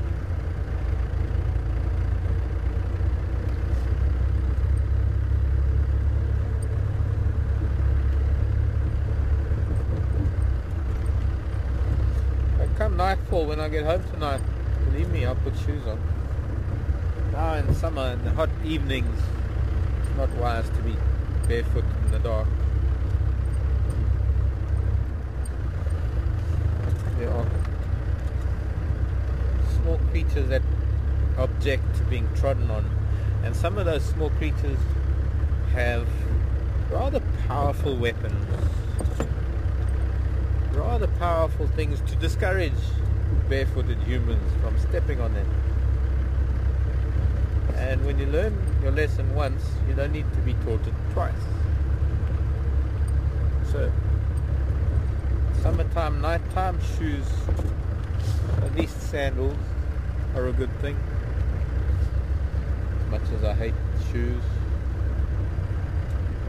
No, I don't hate shoes. They're just not comfortable. I have to wear shoes. I wear shoes when I go to the city and I go to dinner at the lodge. You know, I wear shoes when I'm in civilized company. Some people don't understand the barefoot ethic, the need to feel at one with Mother Nature and her energy and her world.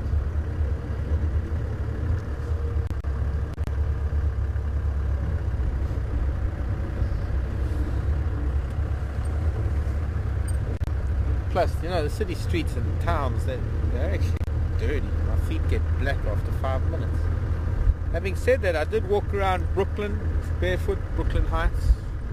I did the whole of Brooklyn Heights promenade barefoot. Walked around Brooklyn Heights. They wouldn't let me into a pub one day for a beer because I didn't have shoes on. I said, well, you're lucky I got a shirt on today. Normally only wearing shorts and binoculars.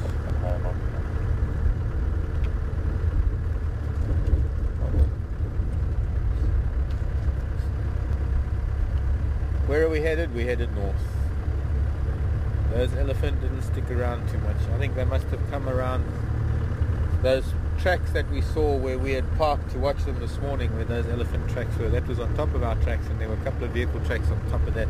So they must have been there during the day, not far from Buffelshoek Dam, and maybe gone back into Buffelshoek, because there's nothing at all south of Buffelshoek Dam, even though they seem to be, or appeared to be heading that way. Nothing on Nyala Road North. So let us make our way to, at this stage with not much moving around at all, and it's still hot.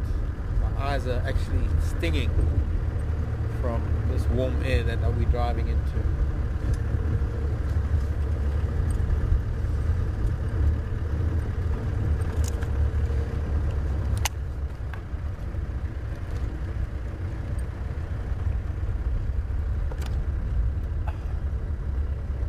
Keep Georgina hydrated.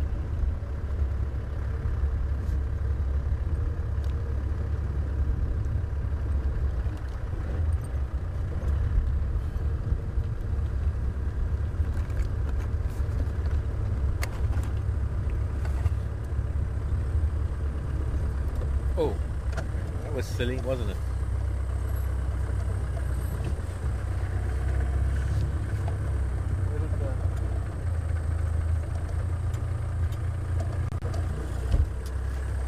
Huh?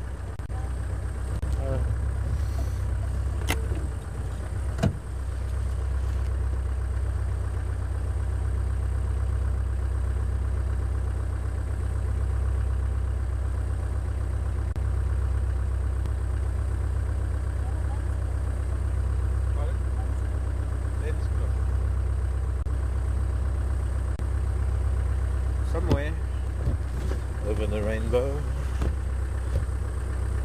I wanted to put that there, and then I managed to catapult it out the vehicle. I did have something that you could wipe the lens with.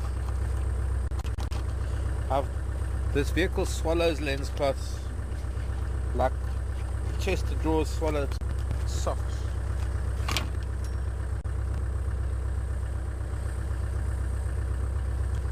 Oh wait, there's tissue.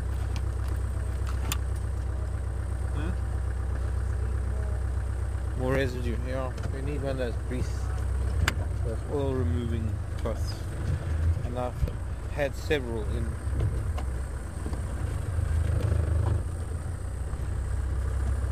Danielle would like to know what?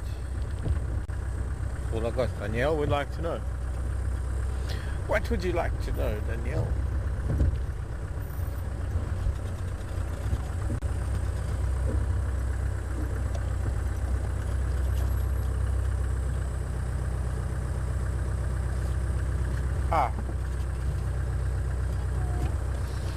Sorry, Tar, go again with what Danielle wants to know. Is that it? There's a snake. I thought it. There's a mamba in the road, and I shouldn't have said its name. It's almost as wide, as long as the road is wide. You know, I saw it next to those bricks, and I thought that can't be a stick. Did you think you got it? Yeah. I shouldn't have said its name, but then, well, and it actually stood up. It actually stood up. Yeah, it's quite big. Maybe it's gone into a tree. Hello, Dendroaspis, where are you? Oh, it's so dense in here, it's hiding.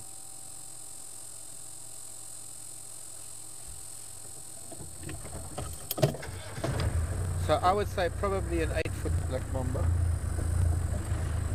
But I can't show you now, although I've already driven over it, but it can give you an idea just by the width of the tire track. You can see just next to my tire track is the track of the mamba. It gives us an idea of the curve, but it also gives us an idea of the width of the snake versus the length of the snake. Maybe help us identify a mamba's track again in the future. Although it's not that distinct from, say, a huge snouted cobra. What it is, though, is distinct as one of the large venomous snakes, because we don't have any large non-venomous snakes that are likely to leave that kind of a track. I don't know if you can see the track pretty well. My brain was telling me snake, and I reached for my binoculars, and that's when it moved and it lifted its head, almost as though we made eye contact and it reacted to it.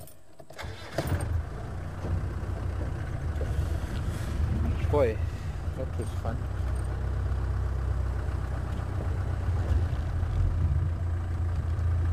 Black mamba, one of our most dangerous reptiles, animals, one of the most venomous snakes we can find here.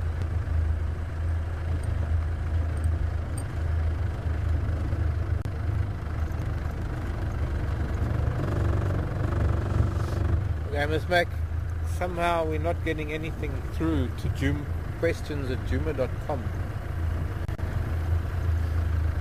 Which is strange.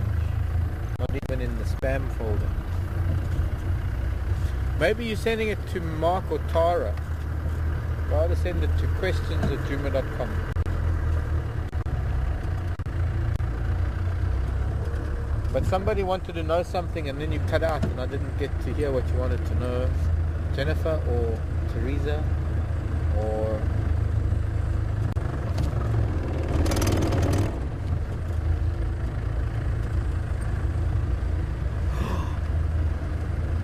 Beautiful. Hello Danielle. I've just found a beetle. Very nice beetle in my hand. But I'm going to go into slightly lighter conditions. And it's going to probably fly away. It was on my shorts, must have landed on my lap. This morning I showed you the wattle flower, and on the wattle flower I told you about a beetle that was called a flower chafer, also known as a cetonid beetle. This is one, but it is not the one we saw this morning. This is an even more beautiful one. This is one of the, what I call the paisley flower chafer. Absolutely gorgeous.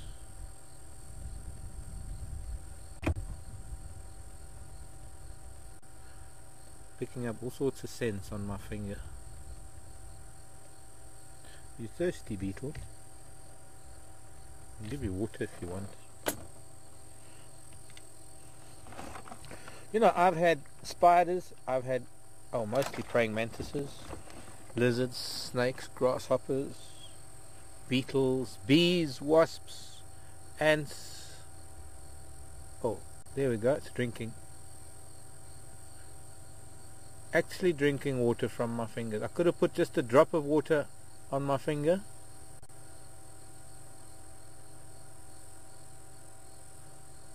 How do I know it's drinking? Because I just know these creatures and the way they do things. But the way it put its face in there. Oops. Let me put some on my finger. There's some moisture on my finger and it stays there, it won't fly away. Sorry. Thought there was someone behind me. Almost looks like one of those 3D images. If you blurred your eyes, you'd see something. Like gathering moisture off of my finger. Some of the most incredible beetles belong to this family of beetles known as the cetonids, or chafers. You get fruit chafers and flower chafers. People who grow roses hate them because they become such a pest on roses, because they actually eat the petals of flowers and they chew into fruits, things like pears and apples and grapes. Okay, you can fly away now. I'm going to find a flower.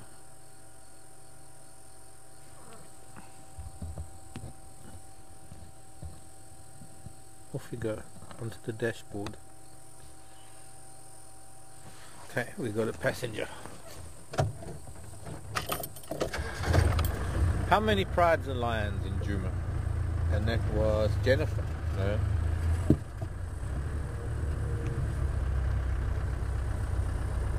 Been watching too much Harry Potter. Danielle. I know what I can do. There's a zebra wood that's got some flowers on it.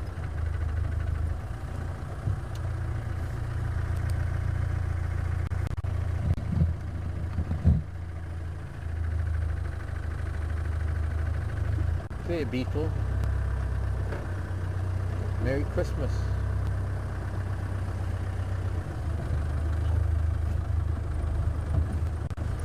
What else did I wanted to look at something else actually before we came away from where I'd stopped. Danielle wanted to know. Was it somewhere here perhaps?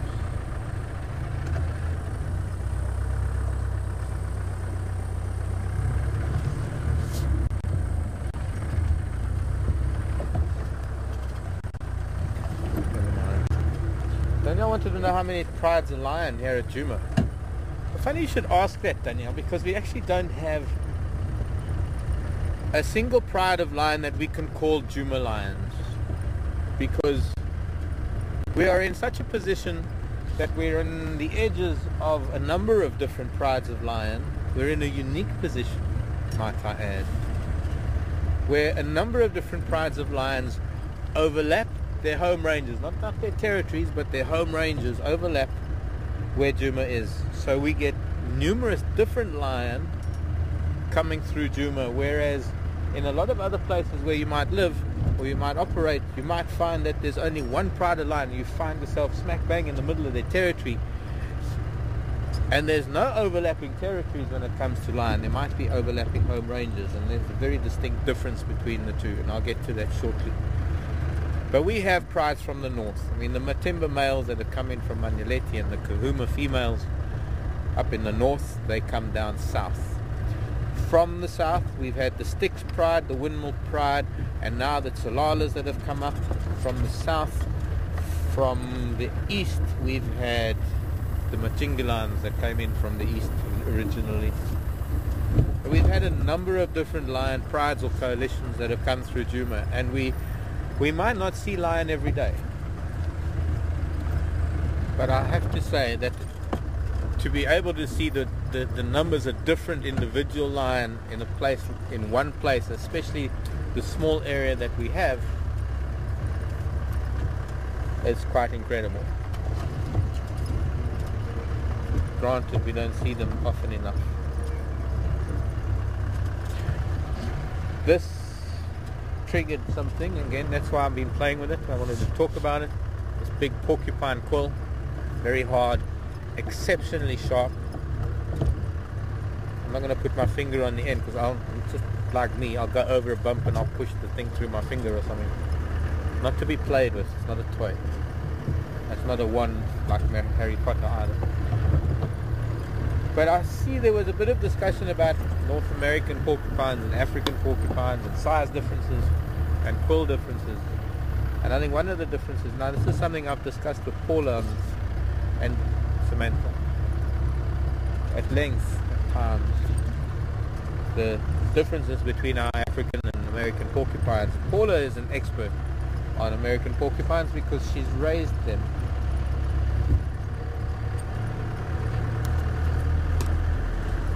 Several generations of them, in fact, and has had a very personal relationship with them. Somewhere in one of my books is a porcupine quill from an American porcupine. One of the main differences between the two is that our quills, the porcupine quills of the African porcupine, don't have a barb, whereas some of the smaller quills of the American porcupine do have small barbs on the end of their points.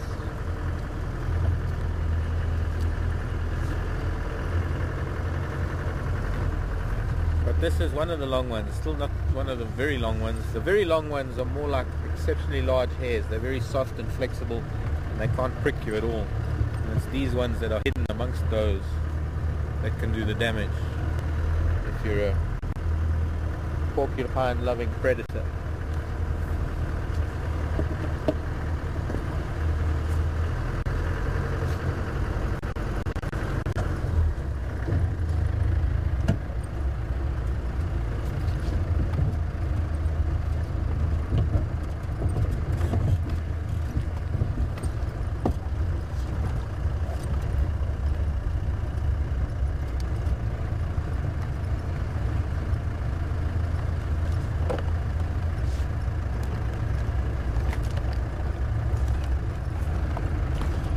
Hello Sumac and Bella and Luke. Welcome. How big is the black mamba and how big does it grow? How big was that one, I suppose? I'm saying it was probably about 8 feet long. Waiatela access road is probably about 10 feet wide, maybe a little more. And I'd say that when that snake was in the middle of the road, correct me if I'm wrong, Becky, but there was only about a foot on that side and a foot on this side. It was quite a long snake.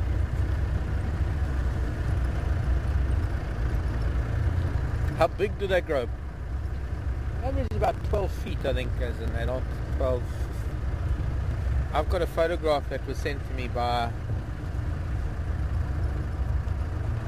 a visitor that was here at Waiatela, Len, who's MD of John Deere in South Africa. Len sent this picture of a mamba that was supposedly 21 feet long. Supposedly 40-odd-year-old, found in the sugarcane fields in KwaZulu-Natal. And I have to tell you, that photo looks, it's not like you, I don't know, you know how you get these fake photos, like that giant crocodile, for example. Meanwhile, you've got all those people that are standing 50 feet behind it, so you can get 100 people standing next to each other because they're so far behind the crocodile, plus they're standing lower down and the crocodile's up on a wall, so it makes this crocodile look like it's about 40 feet long when it might only be about 10 feet long. But here's this black mamba on grass in front of a fence. It's hard to see how it could be photoshopped, but I suppose they can, whoa, they can do these things. Terence, fine and you, boy. Go on, John. Hier is de naam ons. Hoe lang hoor? Munzo. Yeah, maybe. I like your haircut. It's nice. Yeah. Can you point me in the direction of your hairdresser? I think I might need a cut like that in this heat. He says, playing with his ponytail. Yeah. Hello, everybody. How are you? Good. Have you been What are we up to? We are broadcasting live right now. You work there? That's okay. I trained there. I'm talking to Planet Earth. Here's my microphone. cameras going out on a microwave link from here to Vuyatela, and from there to the world over the internet. This is sending me questions from people who are emailing questions sitting in anywhere in the world, and I can answer them live while they're sitting at home watching me right now, this very minute. Say hello to home if you want. Where is home for you? Sweden. And? Germany. Wonderful. Juma.com. Juma.com. Yeah. Or Wild Earth. WildEarth.tv or Juma.com. Also broadcast on Ustream and sportsmansparadise.com, I think. But it's mostly the platform is Juma.com or Wild Earth. DJ UMA, the lodge. We're part of Juma, yeah. So you used to be. Okay, nice seeing you again. Sure. Did you look for that? Yeah, nothing there. Oh, okay. So we But we still, didn't drive in there, we just drove past. I didn't even know where the sighting was this morning. But she does move around a bit. yeah, we still, Any in Love? at Kayamans it looks like. Oh, okay. Kayamans is a bit out of my jurisdiction. Bis bald. Bye. Sorry? Give my greetings to the world. I shall. From Switzerland.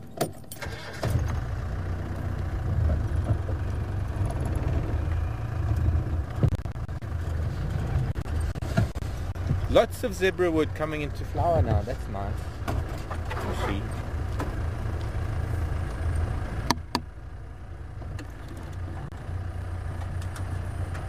Keep still, snake.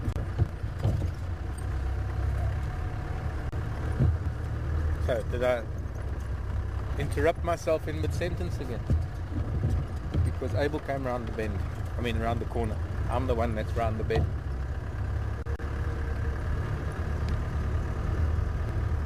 Beautiful light now.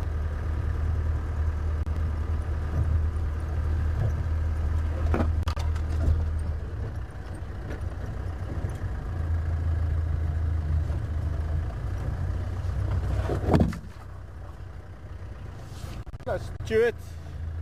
And Stuart's in Miss Mac's class. And finally a question that came through. Stuart wants to know if that hole that we were looking at earlier was made by an elephant. And yes, it was, Stuart. It was an elephant digging with the trunk to get down to the water. Now, that's in one we call one of the drainage lines, and there's normally, because millions or hundreds of thousands of years of water flowing every season, there's a lot of sand, and after a really good season of rain, we have what is called the water table. There's underground water that's close to the surface, and the elephants know how to dig into that sand to get to the water, and there are times when they would rather drink that water, because when they make a hole in the sand, the water filters through the sand and makes it clean. Cleaner than maybe what the water will be at one of the dams.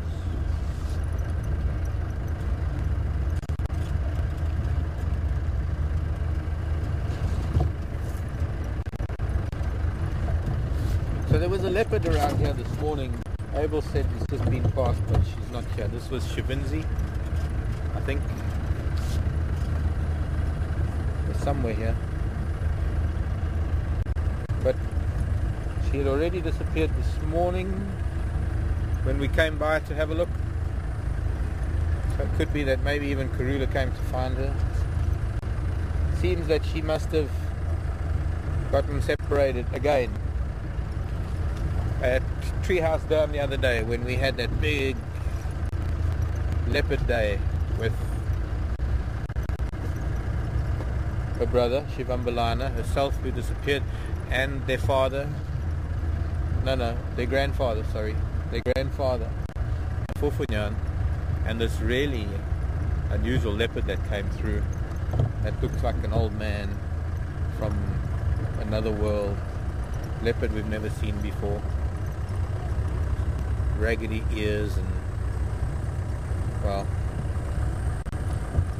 we still don't know. Somebody said it could have been the Jordan male, but the Jordan male was killed by a warthog. The original Jordan male, not Yambilu Jordan, but there might have even been another Jordan male. There was talk that it might be the Martley male. bicycle, no, not bicycle crossing now. So at the moment it's undecided who he was.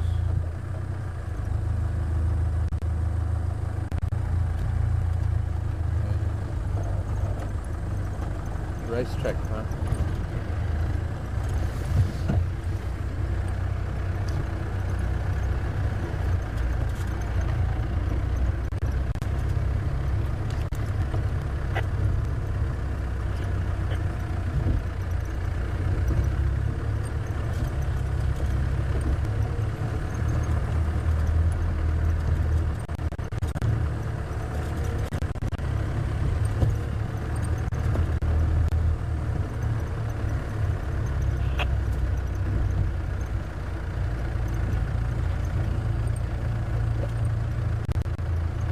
We have something not that unusual for this time of the year, but just slightly, in that it is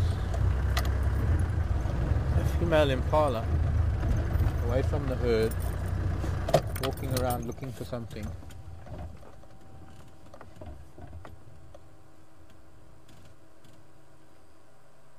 She's not even looking at us, she's looking to the west, and now she's moving again.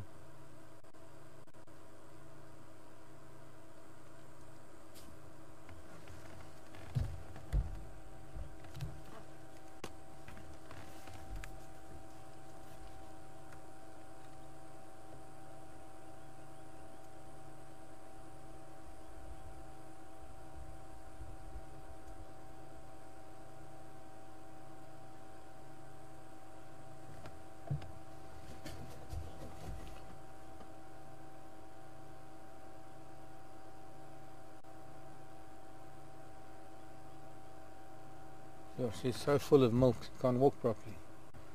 But I don't know whether she's given birth or maybe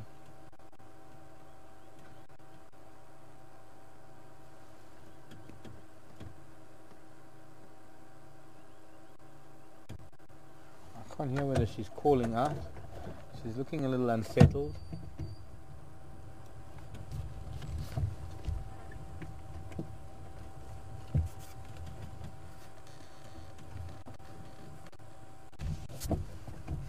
Interesting. See,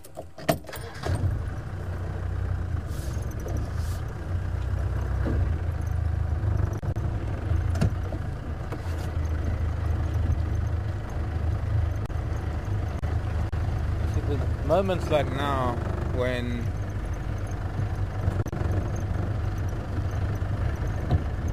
Shivambalana and Shivinzi are going to be presented with opportunities take down their first large mammals. We don't know whether they've taken down anything or not. I know of 2 kills that Shivambalana has made.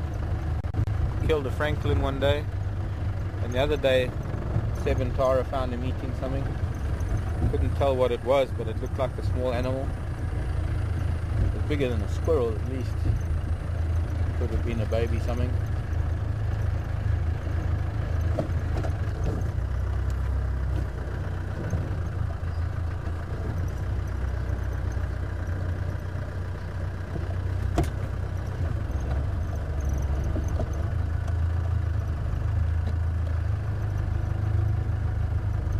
Grade class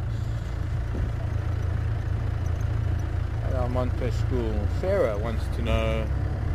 Hello Sarah. How are you, Sarah? How long is a giraffe's neck? Well, a giraffe's neck can get anywhere from 6 feet to 8 feet long, depending on the giraffe. Oh, it's quite a nice sunset. Missing it.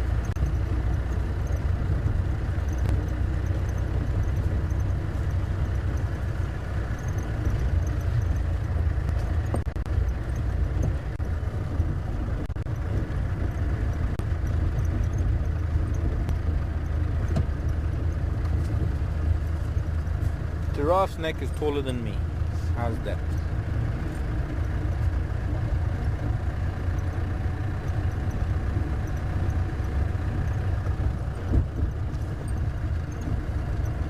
maybe there'd be a few more things moving around with it cooling down, but it's...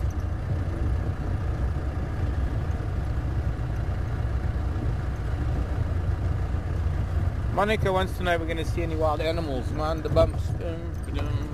Monica, I've been driving around for the last 2.5 hours looking for wild animals. I can't tell if we're going to see any or not because it's not up to me. 2 hours actually. It's not up to me, it's up to the animals. It's very, very hot still. Animals can't adjust to these temperatures as easy as we can adjust to temperatures, and so with a lot of the animals, I'm not too impala about, but there's nothing I can do if the animals are not moving around and we can't find any. We've been on the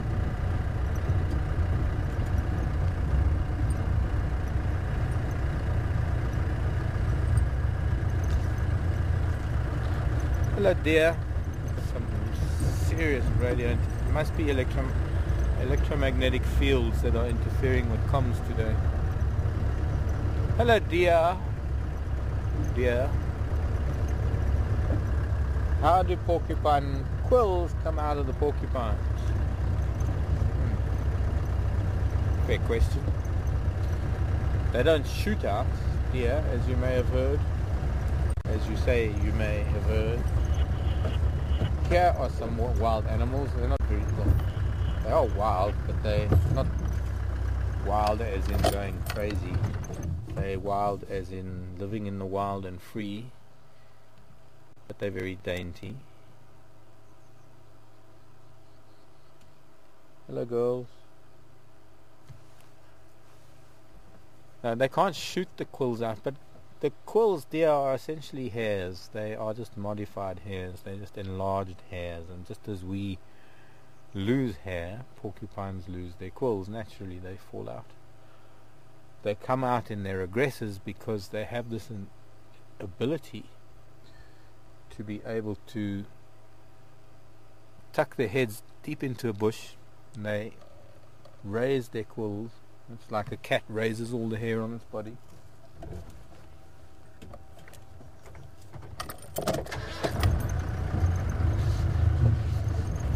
And if they have to, they will actually rush back into their opponent. And if a porcupine quill actually pierces the skin, it's harder to get out of the leopard or the lion than it is to get out of the porcupine, so it kind of falls out of the porcupine. It's not shot out, they don't shoot their quills.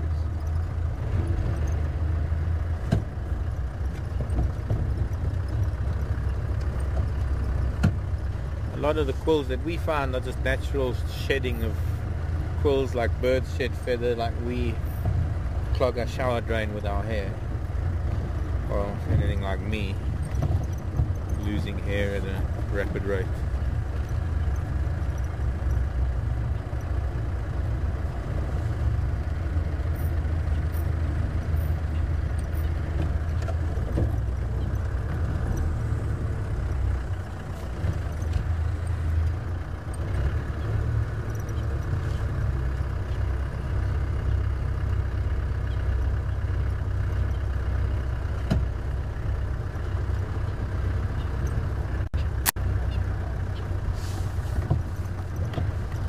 Hello, Fran in Oregon.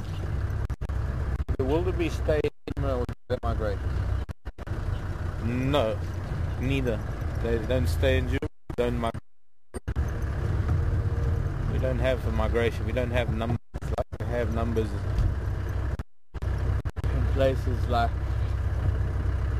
Tanzania, Kenya, Zambia.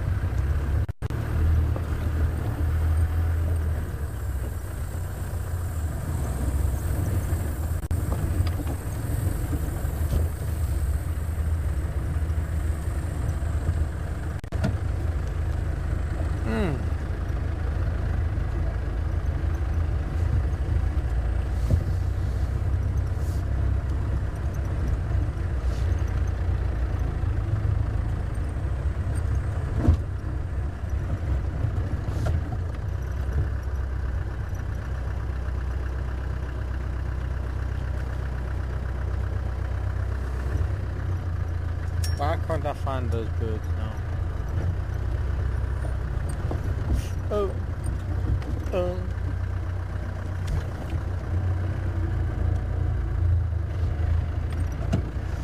Where's that black spot thingy? Shit.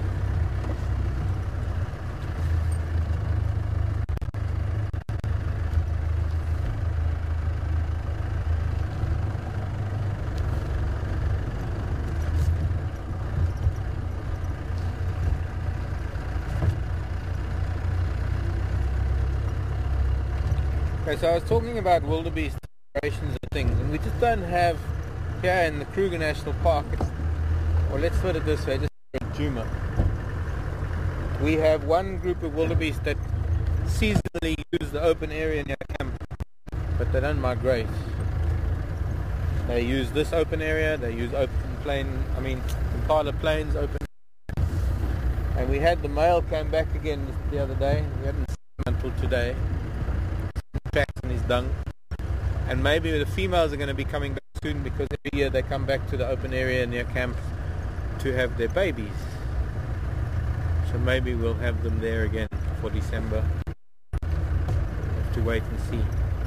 Now, I know a lot of you have been very patient with us this afternoon, because we've been expecting to see animals, especially if you're fairly new to our drives. This is the reality of what happens when you're in the bush. What you see on TV is what they edit and cut together to keep you entertained for half an hour.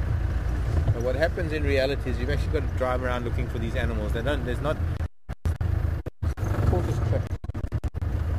is no situation where you're going to be able to predict where an animal is going to be, because they've got an area the size of Texas to run around. Maybe not Texas, but nearly the size of Texas.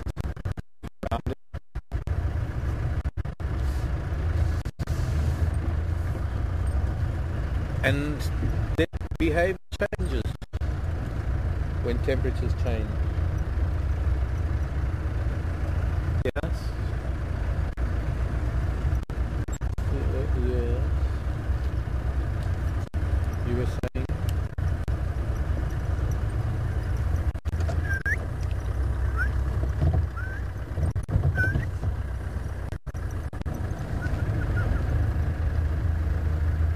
No, can't hear you.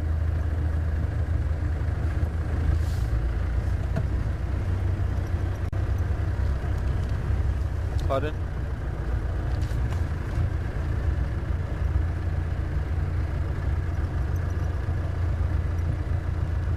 Yes, I can copy you yet.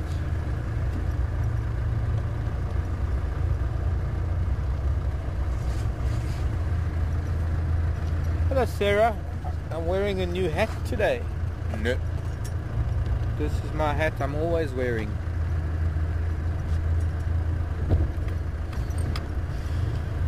It's not my old hat. I've been wearing this hat on drive, must be for nearly a year. No? I don't know, Greg, when did you give it to me? Last October it came, I think. And then I used it only for special drives for a while. So no, maybe about 6 months I've been using this hat on drive. It's already faded from the sun. It hasn't had a rain yet. I don't want it to have a rain.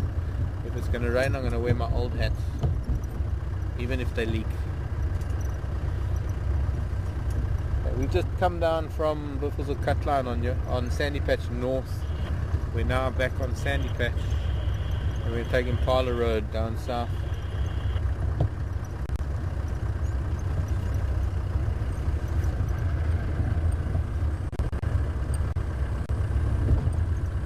It's hot evenings like this that it's been very quiet. We haven't seen very much, but there are times like this when it can be very rewarding. There are times like this that all of a sudden we can find something extraordinary, and I'm hoping that that's going to happen this evening.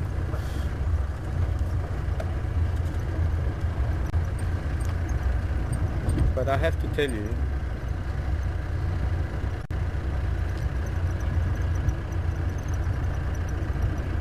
hello William. Gosh, the radio's getting bad again.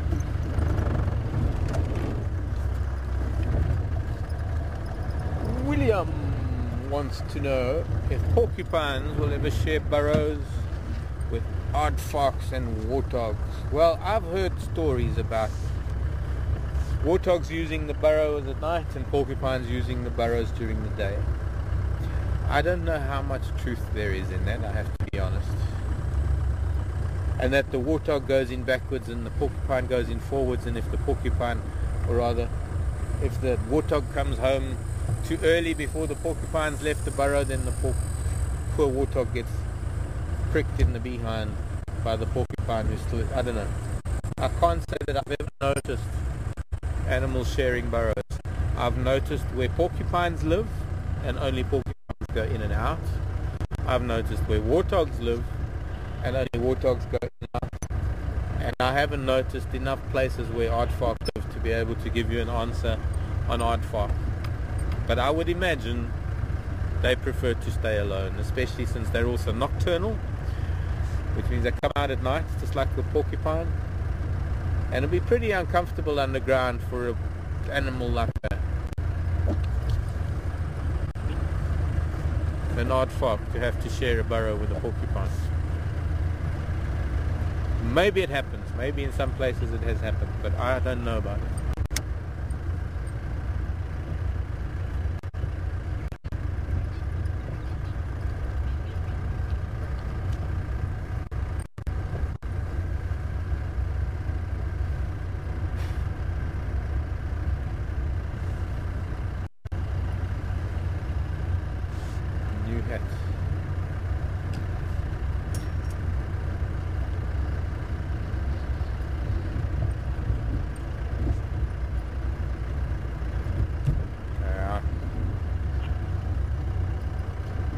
Can't hear you, Tara.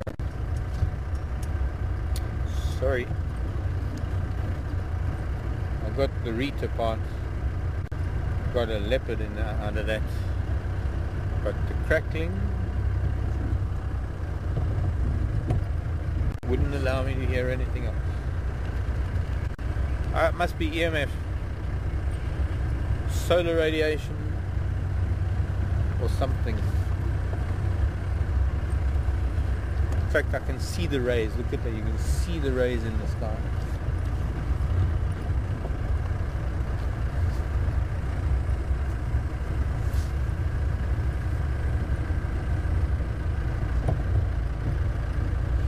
It'd be interesting to correlate our radio interference with recorded radio interference, say pilots or the International Space Station or ham radio operators or CB radio people or other people that operate with things like Kenwood handhelds, like zoos and parks and recreation departments and police and emergency personnel. See if we all have radio troubles at the same time, then we can say for sure that it's electromagnetic fields or solar radiation, sun flares and rather solar flares and sunspots. It's supposed to be a big one coming. Knock out satellites, shut down electricity grids, wipe out computers, shut down the internet. Can you imagine if we were thrust into the equivalent of the Dark Ages because nothing electronic worked, no more electricity, no more computers, no more radios, no more communications, no more telephone. We were suddenly thrust. We wouldn't survive. We wouldn't even survive if we were thrown back into the landline telephone era before faxes, when it was only tape. What were those things called? Telexes. Or telegraphs. Telegrams. Yeah, but after telegrams came telexes. And ticker tape machines. Or even faxes for that matter. would we be able to survive if, as in 1980, when was I playing with fax machines for the first time? 1984, 85. South Africa, that was advanced, perhaps.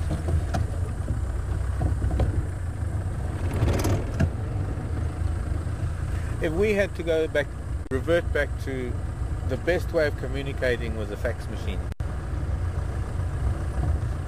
you'd be able to download Skype for fax,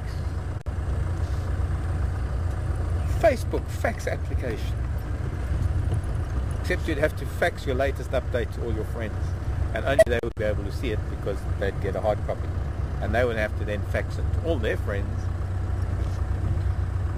Nice to be the telephone company if we had to revert to fax machines.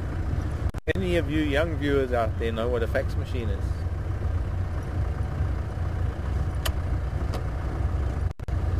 Any of you know what a tape recorder is, or a cassette player? Kids are going to even be asking soon, what's a CD?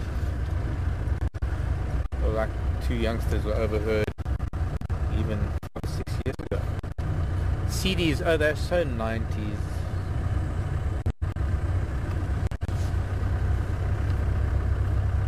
I still played with shellac pressings as a kid. Okay, that was a very special one. But I do remember getting the first vinyls.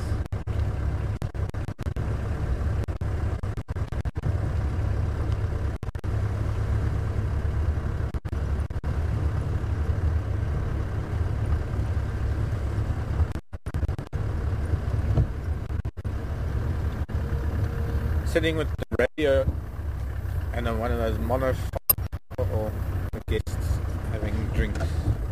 We don't want to disturb them. We're going to have to take an alternative route.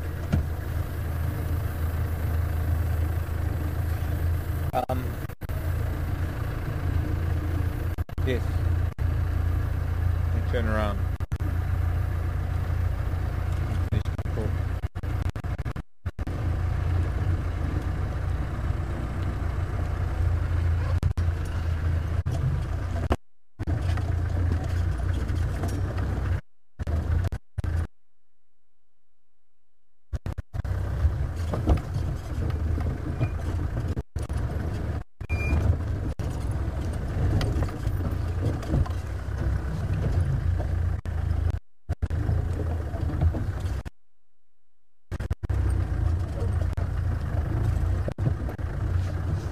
Bumpy turnaround, but what to do. What we used to do on a Friday evening, sometimes, it was about monophonic tape recorders and we used to play the top 20. David Grisham went on to become a music producer, Gallo Records, but wait till the day.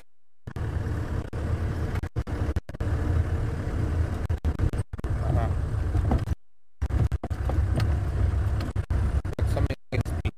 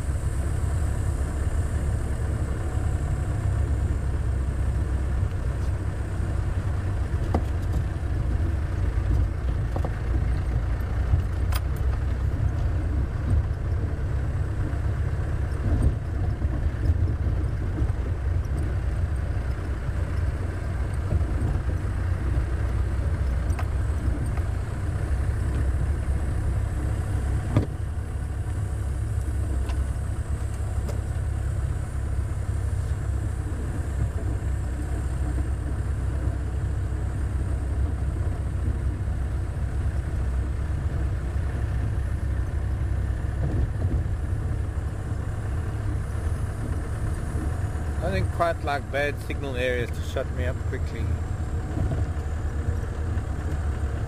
But it is, you might notice that it's getting a little worse. That's because the trees are getting thicker and it absorbs the microwave length. Okay, a couple of questions from the kids, the youngsters.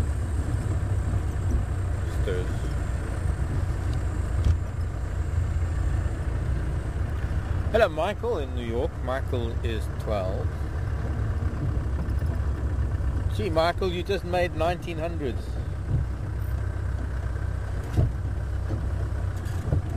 Imagine being born in 1999.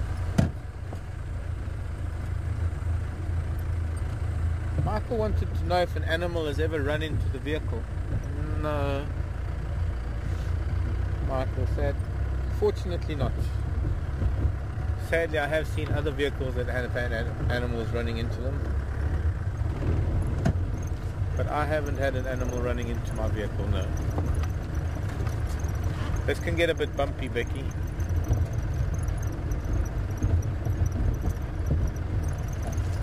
Because the grasses are long and there are tree stumps that our wonderful power company Eskom has cut in a bad way and left tree stumps. They cut trees along the power line so that, well, they just do protect their power line.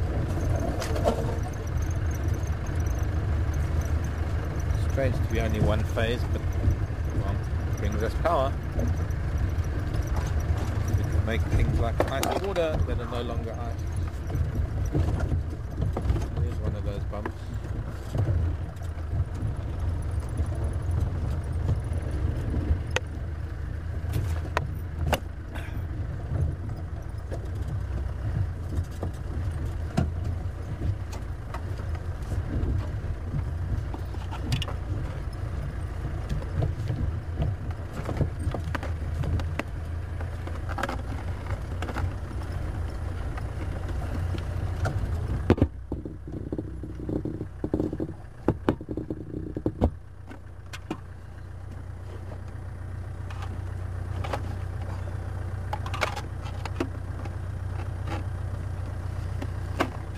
Especially put a long cord on this. And now the long cord's wound around the seat. Okay. Still a little bit too light for lights, but it's a little bit too dark to see without them, so we'll see what we can find. Should have a half hour or so of trying to find something at night with the darkness. So we shall go for another loop up to maybe Buffelshoek Dam. I'm going to go back past where leopard was and back past where that impala was. Oh. It turns out that this time of day it's easier to find leopards than it is in daylight because their eyes will reflect back at us and I'll be able to see their eyes in the light. Any animal really.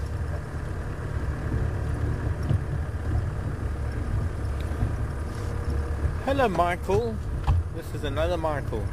Michael who is 5 years old. Why do I like animals so much? Well Michael, that is an interesting question.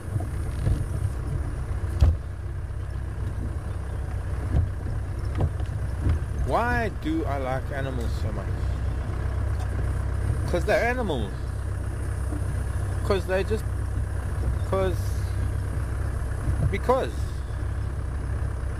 do. Because I like them. Because they're interesting. They're fascinating. They share our planet with us. And somebody's got to like them. And the more of us that like them, the more chance they have of still being here in 10 years' time. Because they're animals. because why do I like animals? Because they're so good. They're not bad animals. They're because animals don't judge you, because animals have the ability to... Gosh, Michael, that's a difficult question to answer, because I do like animals, and I just do. And I've never really tried to think why I do like them so much. And I like everything. Snakes, frogs, insects, spiders. There's some interesting termite now. Now let's start on that bunch of them there. They've opened up a chimney. Those are mostly soldiers. And off to the top left are a few ants. I'm sure the ants are trying to pick off some of the termites. The ants are there waiting just in case. I'm going to just try and change the light a little bit. I need to get more focused beam in the middle. There we go. Might have to close the iris a bit on the camera. But can you get quite close to them? Yeah, but the light before was better. Oh, okay, because it's too bright. So there. Yeah. Okay, if I can just hold it still. Can you see the ants up to the left? They're just waiting to find one that maybe falls out or goes astray. Okay, I'm just going to try and turn. I'm trying to hold the light steady on the steering wheel, but the steering wheel's moving. Good one, Mark. But now if we move from there to the upper chimney, which is at the back there, I think there might be another hole open there where it looks damp. And they're basically just waiting for the weather to turn. They know that it's turning. And when the weather does turn, if it's going to be tomorrow or the next day, after a hot day like today, and we get a thunderstorm, sorry, I'm just going to start up. When we get a thunderstorm, oh, take it out of gear first. They're going to release their reproductors. They're going to let all their winged flying termites fly away to start new colonies. Hoping that we're going to be able to see that, because it will be around this time of the evening, if there are storms brewing and there's a bit of moisture in the air and there's been a bit of rain. Can't wait to see that, because then we're going to see all sorts of things jumping around on the ground, eating them. Frogs and lizards and geckos, snakes maybe, birds, owls, cats.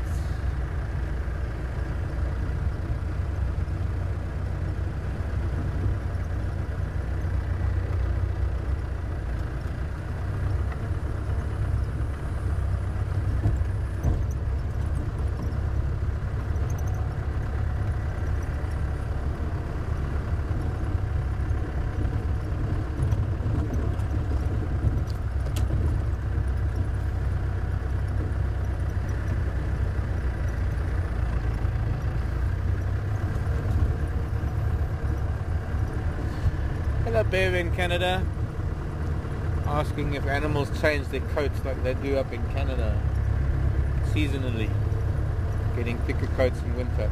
I have to be honest with you, Bev, I haven't noticed it at all. I haven't noticed it at all. We still have pretty hot temperatures in our dry season. We can still get to 30 degrees Celsius on a hot day in winter. And I have to be honest, I don't really notice it, that they have that much of a thicker coat.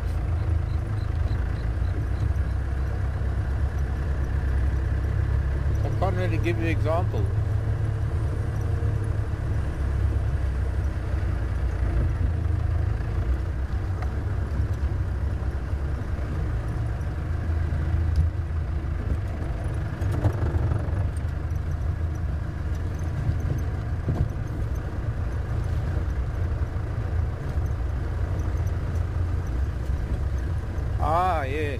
you, Heather, from Sydney.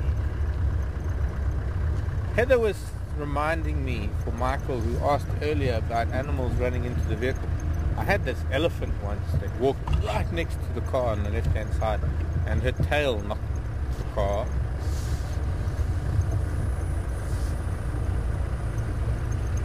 I had elephants touching with their trunk. They're not really running into the car. Vehicle. Land Rover. Not Jeep. Not Toyota. Land Rover.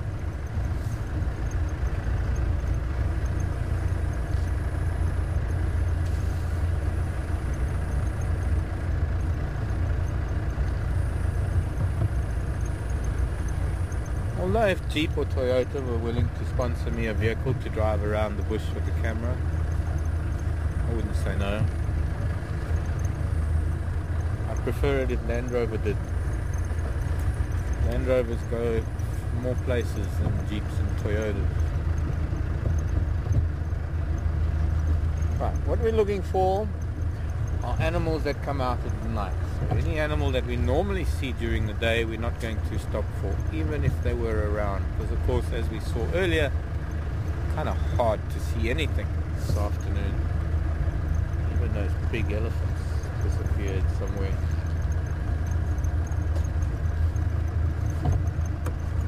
Hot days in Africa.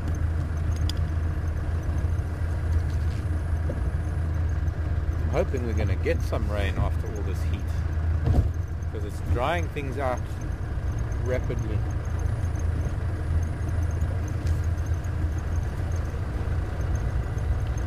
Hot day.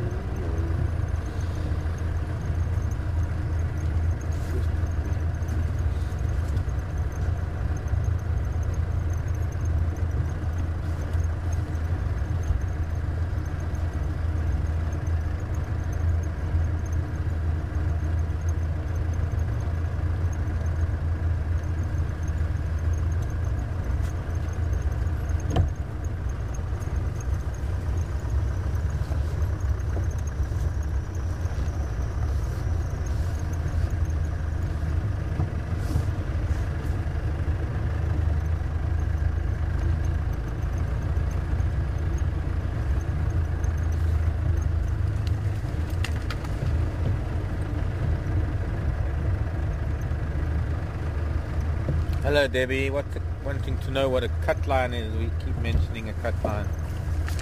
Well, we tend to have roads that bisect properties, very straight roads. The roads that run along the boundaries, because properties were originally drawn up on maps when the government, I suppose then government, decided to divide up the land and sell it off as portions, different farms. It was far easier to just draw lines on a map than it was to come out into the bush and physically lay out different properties. So they were first drawn on a map, and this was in days before GPS maps, just using compasses and things. And so originally, when all these different properties that make up the Sabi Sand were first purchased and first lived on or utilized, the natural instinct for the human being was to, when you buy a property, put up a fence around your property, keep your neighbors out. Doesn't matter that they're animals that have to move backwards and forwards, doesn't matter about any of that. You want to put up a fence because you don't want your neighbors, and then also because you want to buy cows and put cows on your land. Doesn't matter that they're lions and elephants and all sorts of things competing for your cows, but you want cows and things. So you put up fences. And what happens is that those fence lines between the properties became known as cut lines, because they cut a line between one property and another. Now, over time, those fences came down and the cows disappeared or were all eaten by lions, and the land reverted back to wildlife. But the term still remains, because there are these roads that will run along the boundaries of properties, and they are referred to as cut lines. So this property that we're on the northern edge of now is the property we know as Western Gowrie, Juma's property. And the northern boundary borders on a property known as Buffelshoek. So you don't really want to call it, that was my, no it wasn't, it was another snake stick.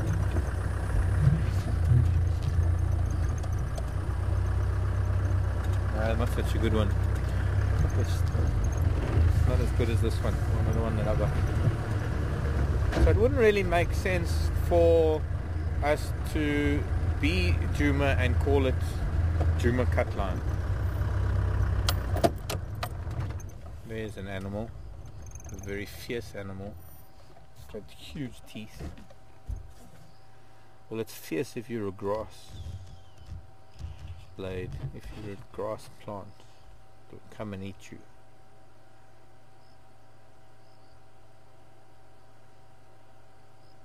What is that animal? Unless I've got it already on my list.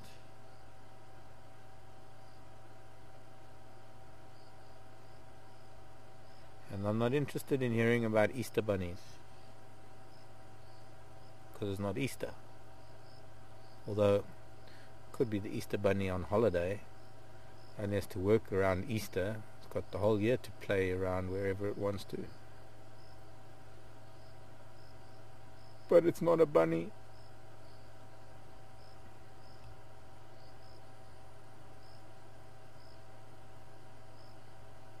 Not really.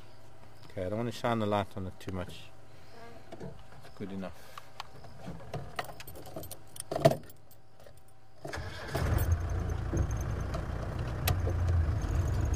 See, we managed to get the battery issue sorted out. Oh, I should have said it. Touch wood.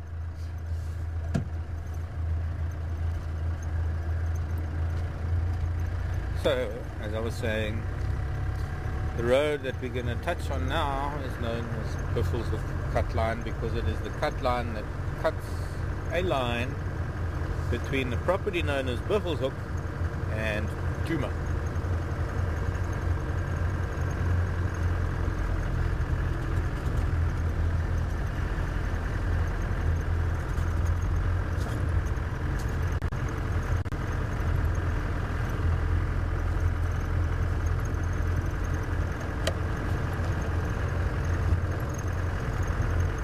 That's what cut lines are.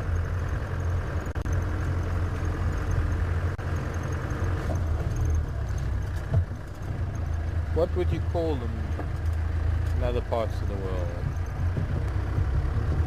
Boundaries. Here we go, look at this. I can't show you much of the big stuff, but you know, you must know by now I like a lot of the little things. Some of the little things can be interesting, and here's something very interesting. Something we don't see during the day, we only see it at night. We see the web and the nest during the day. But I'm hoping we can get that on camera, because this is the web covered in active spiders. It's one of the community web spiders. And they're all busy out on the web repairing it and waiting for something to land in the net. If it's something big, they'll all crowd around it and they'll mob it and take it up to the nest. The nest is the big ball of silk and leaves up at the top there.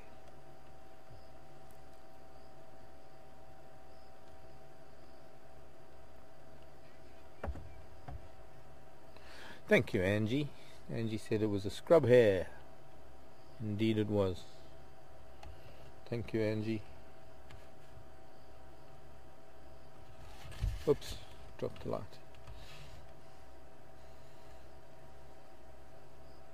Community nest spiders or social spiders. Darkness.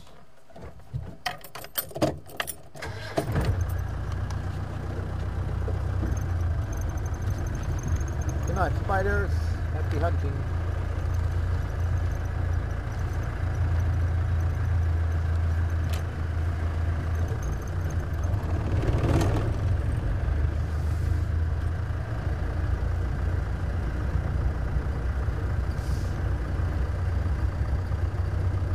Lepus. Is it Lepus? Yes.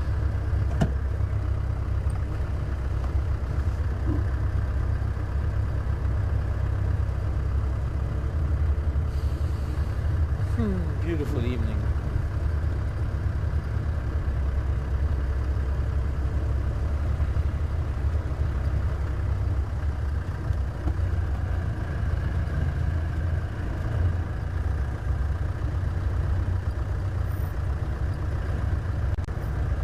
Thanks, Miss Mac, and the class came through with scrub hair. Well done. See another one. But we won't stop. Hello, Mark in Missouri.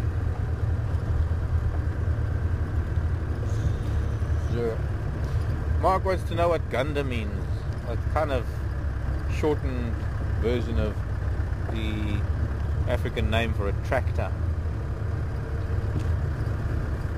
Tractor is actually called Gunda Gunda because it's almost like the sound of that big diesel engine on a tractor. Gunda Gunda Gunda Gunda Gunda Gunda Gunda. So there we were when we got to Gunda. We'd been driving around in the Jigger for years, and it was time to bring in some new blood. Sorry about that. Well, not so much blood, but diesel. And we tried to think of a name for this vehicle. Viewers were helping us trying to decide. And it actually just came about. It just happened on drive. The guide started calling it Gunda Gunda because they could hear this tractor noise coming because it's diesel. And it's got a fairly loud engine. So it stuck. And instead of calling it Gunda Gunda, we just stuck to Gunda. Because the other one, the old one, was called Jigger. And Jigger means to turn. And it's because we're constantly turning here and there, look for animals for you. And I'm going to retire. I'm sorry, I must be useless at this because I haven't found any animals today.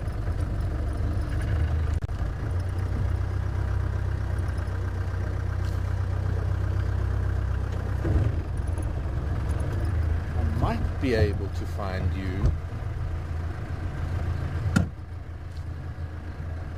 something now. We're looking for eyes.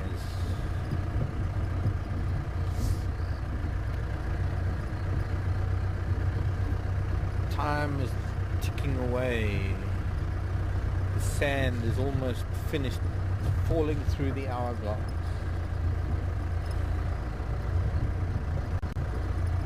Like the sands of an hourglass, so are the days of our lives. How can we modify that? Like the sands of an hourglass, so are the days of our drives.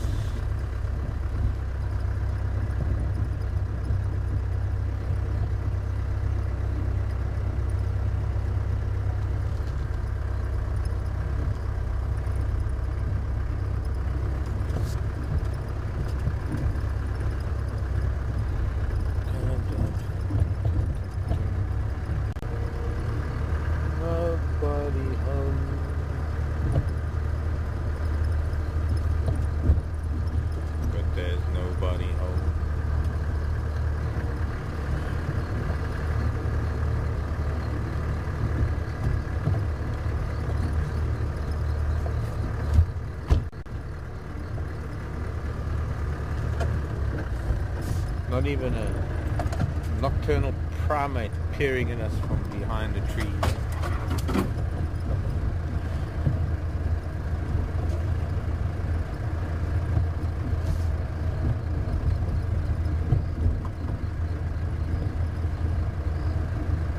Well, I think I did just see an owl flying.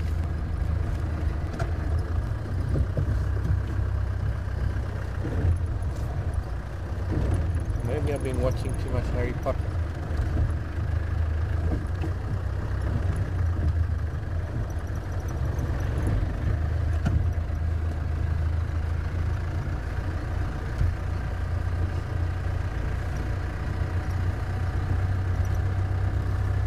else to do but just in the stifling heat of a mid-afternoon summer's day,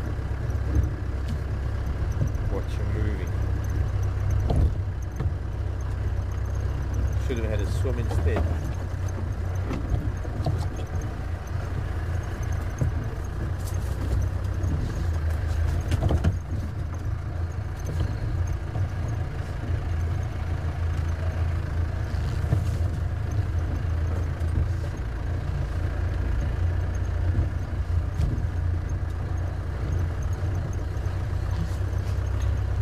The saddest thing about time running out is that I've got to wait 2 days to come out again. That's okay. I can live with that.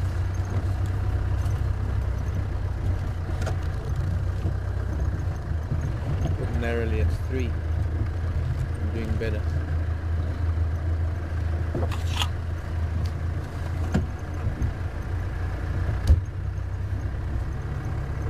Still not early enough to, or rather late enough in the season, or still not enough insect life to be able to do an evening outside FC with the light on, the white sheet. Very little flying around in an evening like that. We need the rain, we need more rain to help things pupate.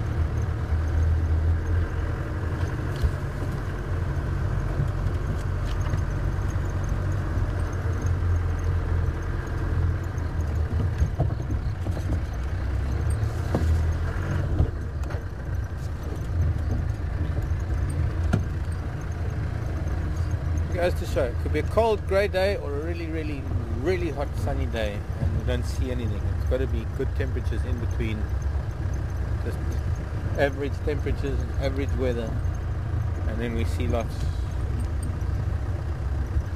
But believe it or not, it is still quite hot right now. Oh, passed through a little cloud of dust.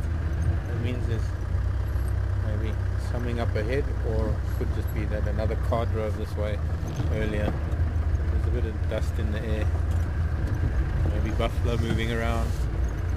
But sadly, everybody, the time has come to say goodnight, and I want to thank you for your patience, because we haven't seen very much. I'm just going to keep driving into the darkness while I say goodbye and good night. Thanks very much for coming along on this ride this afternoon. Thank you for the questions. Thank you to El Monte Children's Christian School and the children involved, first graders, fourth graders, and your teachers. Please join us again. I'm very proud of you. You're at school on a Saturday. Well done. You'll go far. So please join us again when you get back to school, maybe next week or whatever. And have a wonderful Saturday. Have a wonderful weekend, everybody. Saturday night, have fun. Don't drink and drive. See you tomorrow morning. Our Sunday morning when Tara will be out here showing you the wonders, and hopefully the animals will come out for Tara. Maybe I'll just leave it up to Tara. She finds more animals than me. So, but I can't find you anywhere. I found you in Impala today. Only kidding. Promise I'll do better next time. But we saw a black mamba briefly. It was exciting. Bye everybody. Take care from me and Becky and Tara.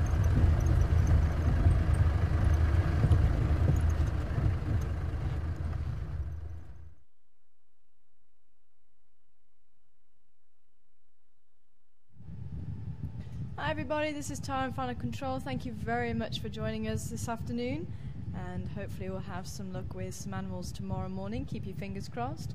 But for myself and the rest of the crew, take care wherever you are in the world. And Sebastian has landed safely in Johannesburg. So for those of you who weren't aware, he has gone to Johannesburg to help Wild Earth out with a project for a week. So he should be back at the end of the following week. So, as I say, wherever you are in the world, take care, have a great night or great day, and we'll see you again 5:30 Central Africa time, where we'll be heading out once again. Becky will be joining me on camera, Mark will be back in Final Control. So hopefully we'll see you then.